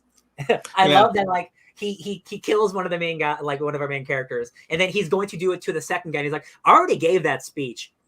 Short story. I'm retiring. I'm not going to give the whole speech of why I murdered you. And I'm like, that's really funny. And like, I feel for when the bad luck guy dies. Like that hurts. That was unexpected. I also love when Pearson gets it and he gets slammed into the building, and then she's like, "Wow, that was perfect." That was a lot. No, so actually, I mean, I know you're supposed to. And I know the second I say this, Ryan, you're gonna be like, "But you're supposed to feel that way." Is I hated Pearson. I know you're supposed to hate him, but just something about him. But you're supposed to feel that way. Shut up. But he just something about him just bothers me. I don't know what it is. I can't really pinpoint as to why. I don't know if it's just his character, the way he talks. He sexually harassed someone like the second time we meet him. Yeah, he's a bad person. I hate him. So when he does get his comeuppance, I'm like, oh yeah. He gets like one of the wildest panels I've ever seen in any comic, which Gord. is where he gets to just focus on his dick. There's a thing about that I like about this movie, about this comic. The thing of like, I read a couple of years ago, the comic book tried to do like the Walking Dead of kaiju, right? It's these people dealing with unrelated things, and kaiju just live in that world, like zombies just live in the Walking Dead world. This does that better because this feels like the kaiju are a natural part of the world. They're not just like wandering around. They're part of the ecosystem, as Spark said, and they're part of the action. So the heist stuff and the step 4 throw away the plan because it went wrong involves the kaiju. So like, and there's bits where like he's like waving at the kaiju. It's like this feels like a real world that exists. Mm-hmm. He tells Majuro to go that way, and she does. I'm like, that was funny. I love that. Oh, I love that, and he treats her with an amount of intelligence. I love when he does the to prove his point. Like, you could be real close to it. Look, get a picture, homie. Yeah. I love how her eye is just like, all right. And even when he gets the safe from her when she's sleeping in the ocean, and she's just like, all right, and she goes back to sleep with the baby. Mm-hmm. Oh, no, the one thing I actually was really, when I was reading this book, I was kind of nervous is like, are they going to treat kaiju like they do Godzilla? Not to say that everything is like, not everything that they treat where the giant monsters are involved. It's like, we have to fight the giant monster, pew pew pew. But I love how different it was. Is like, no, these are just, we coexist with them. It's like, they show up, we just get out of Dodge. They go back to the ocean, we go back to where we are. Everything's fine. It's nice that like sometimes like in kaiju movies, like you can't fight the kaiju. Like, you don't always need a mech. Like, sometimes you just have to deal with it, and that sucks. And that's like the human element of this, which is great. It's kind of where the Toho Godzilla movies. It also requires a society that's basically like accepts collateral damage, but also is concerned about insurance buyouts, but just accepts that collateral damage is a necessity of there living is in like this world. Like Marvel's damage control for kaiju, where they're just like, we're going in this week, boys. We got a job this week. Right. Yeah. There's the opening issue where it talks about Marco is like all his failed jobs. My favorite of his failed jobs is he once stole $6 million in gold from a military plane, but he abandoned it because he didn't compensate for the time zone change. The getaway trucks were an hour behind. Yeah. And I'm like, wow, that is really funny that I can see like again happening in a movie. I'm like, where's the getaway truck? Oh shit! Like, just really, really clever writing. I love how, once again, Blackie, another character I do not like. I mean, I know he's the boss and no one likes and supposed to like him because, he can kill you. But at the same time, when he calls Marco an artist, and then at the very end of the book when Michelle's like, I need an artist for this job, I'm like, well, I want to see what he comes up with next. Yeah. Like if I find issue 2 out there, I'm buying it, or volume 2, I should say. Well, If it's not out. Yeah. Hold on, it's not out yet. It is happening though. This volume was a success. Good. Just pointing out in the chat that Grayson also jumped in to let Ben know that when you actually feel the exact way about a character the author wants you to, that's just perfect character creation.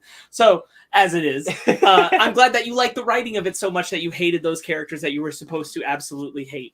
Yeah, I think it's really good. I think there's just a lot of exceptionally good moments. So this isn't a negative for me, but it is the one thing that I didn't notice, and it's Michelle's backstory about why she took over the role of being the hacker or the safecracker. I like it. It's fine. For me, it's just barely enough for me to care about like her backstory, because it's kind of just like done in like one quick page, and then it's told, oh, the lady that I killed was actually the one who did it to me, and I'm like, that's very fast for me. And I know it's only, again, it's like a 90-minute movie. There's not a lot of real estate, but like that was the one thing that I was like, I could have used more of this to connect why she's doing this. But again, like it's not super bad. Like it's there just enough to connect, but I would have liked a little more. Yeah, it's likely if they had a 5th issue, they could have inserted an entire Michelle storyline. Yeah. It is the thing where like I don't even know if I like if this was longer, I might like it less, because like it's not even something I know I might need. I just, as I was in the moment, I'm like, they cut away from it really quickly. Mm-hmm. So it's just like, hey, here's my story. That's it. And I'm like, it's good enough. It is good. It is, again, like 4 issues, like in and out. It serves the story well enough. It serves the story well enough. Yeah. In a movie, it will be fleshed out. One of my favorite things was the introduction of Larry, who is the little pincer kaiju that senses other kaiju and creates a cicada sound. And I'm like, he's just carrying around a little alarm for kaiju presents. That's so smart. That and a bunch of fish guts. Mullet fish, yeah. Yeah, man, like Pearson is like a good antagonist, you know, the type of guy like, oh, I'm gonna screw everyone over until the end, and then I'm gonna win it all. Like he's just a good bad guy. Blackie is a good bad guy. Like he reminds me of like what's his name? Ron Perlman in Pacific Rim. He's like that kind of guy. Oh, Hannibal Chow. Hannibal Chow. Yeah, Hannibal Chow. Yeah, like, you know, like you're an underworld guy in the kaiju world, and I think that's a really cool idea. And this is absolutely a world I would love to revisit. Yeah. I really like the energy of these characters, especially moments like where Michelle gets the safe cracked open after Pearson's been screaming in her ear, and she's like, "See that? F you, Pearson, you piece of shit!" Like it's very good and gets that all across very well. I do think the character change turn for our main guy when he says kill me, and it even catches Pearson off guard. He's like, what'd you say? And he really does want Michelle to survive because she's a good person and he isn't. I think all that's very nice. Yeah. Damn, I lost it. Okay. Cannot say enough that the art is so pretty that honestly, for that alone, this book is worth a read. Yeah, like truly was popping. And again, I got my big ass 55-inch TV or whatever. Like gorgeous, just gorgeous. I love the character work. Like this is like, I'm gonna check this artist's other work to see if it's as good. Really pretty art. Can't wait for volume 2 and or that movie. Yeah. Very good read. So, Ryan, hey, it's your book club next week. Yes, it is. I'm going to pull up the thing real quick. But guys, there is a movie called The Batman coming out next week, and it's hard for me to talk and type at the same time. I'm a silly boy. Okay, so I'm going to pick one of my... Well, I say it's one of my favorite books, but I haven't read it since it came out a decade ago. God damn it. It is Batman the Black Mirror by Scott Snyder and Francesco Francavilla and Jacques. It is a 10-issue miniseries or maxi series, so it is 10 issues, so it is a little bit of a read. But it is... incredible good art, and it's my boy Dick Grayson as Batman, and this is his detective run where he gets to be a great detective. And Gordon's like, Batman doesn't smile. Who the F are you? And it's like, it's me, Dickie Boy. Very excited. Has some great art. Very similar actually to the Riddler. The villain of this book is kind of like a crazy serial killer, man. It might be Gordon's son. Who knows? Ooh, spicy. Can't wait to read it. I was surprised you didn't pick Batman the Imposter. There's a lot of books. There's a lot of books to pick from. My store was shorted Batman the Imposter. I was so upset. I was like, I really A want to lot of read it. Batman out there. There's also a lot of Batman out there. Hold up. So Grayson, first he's like thanking me for recommending Battle of the Cowl, which I'm trying to remember when I told him to read that. That must have been Probably years ago. Probably years ago. Mag, of course, is saying stay safe, gang. Catch you later. You too, bud. Thank you again for joining us. Always. And of course, Grayson again is OMG. I'm in Dick as Batman. Grayson. Dick Grayson is his favorite character, as you can probably tell by his name. Me too. Oh. Well, at least for DC. At least for DC. All right. Hell yeah. So that'll do it. This episode went far longer than That'll do her. That'll do it. This episode went far longer than I thought it would. It did, and we're here. So next week is the Batman, as we've said before. Dun, dun, dun. Check that out. The soundtrack is already out. All right, I make sure. refuse to listen to it. All right, make sure to like this video and subscribe to this channel. You can check out our other shows, of course, such as our audio show, Conversation. I was stifling a burp at the same time I was talking. Conversation. I've started recording season 2, and by that I mean I've recorded 1 episode of season 2. But we're going. We did it. We're here. Beautiful.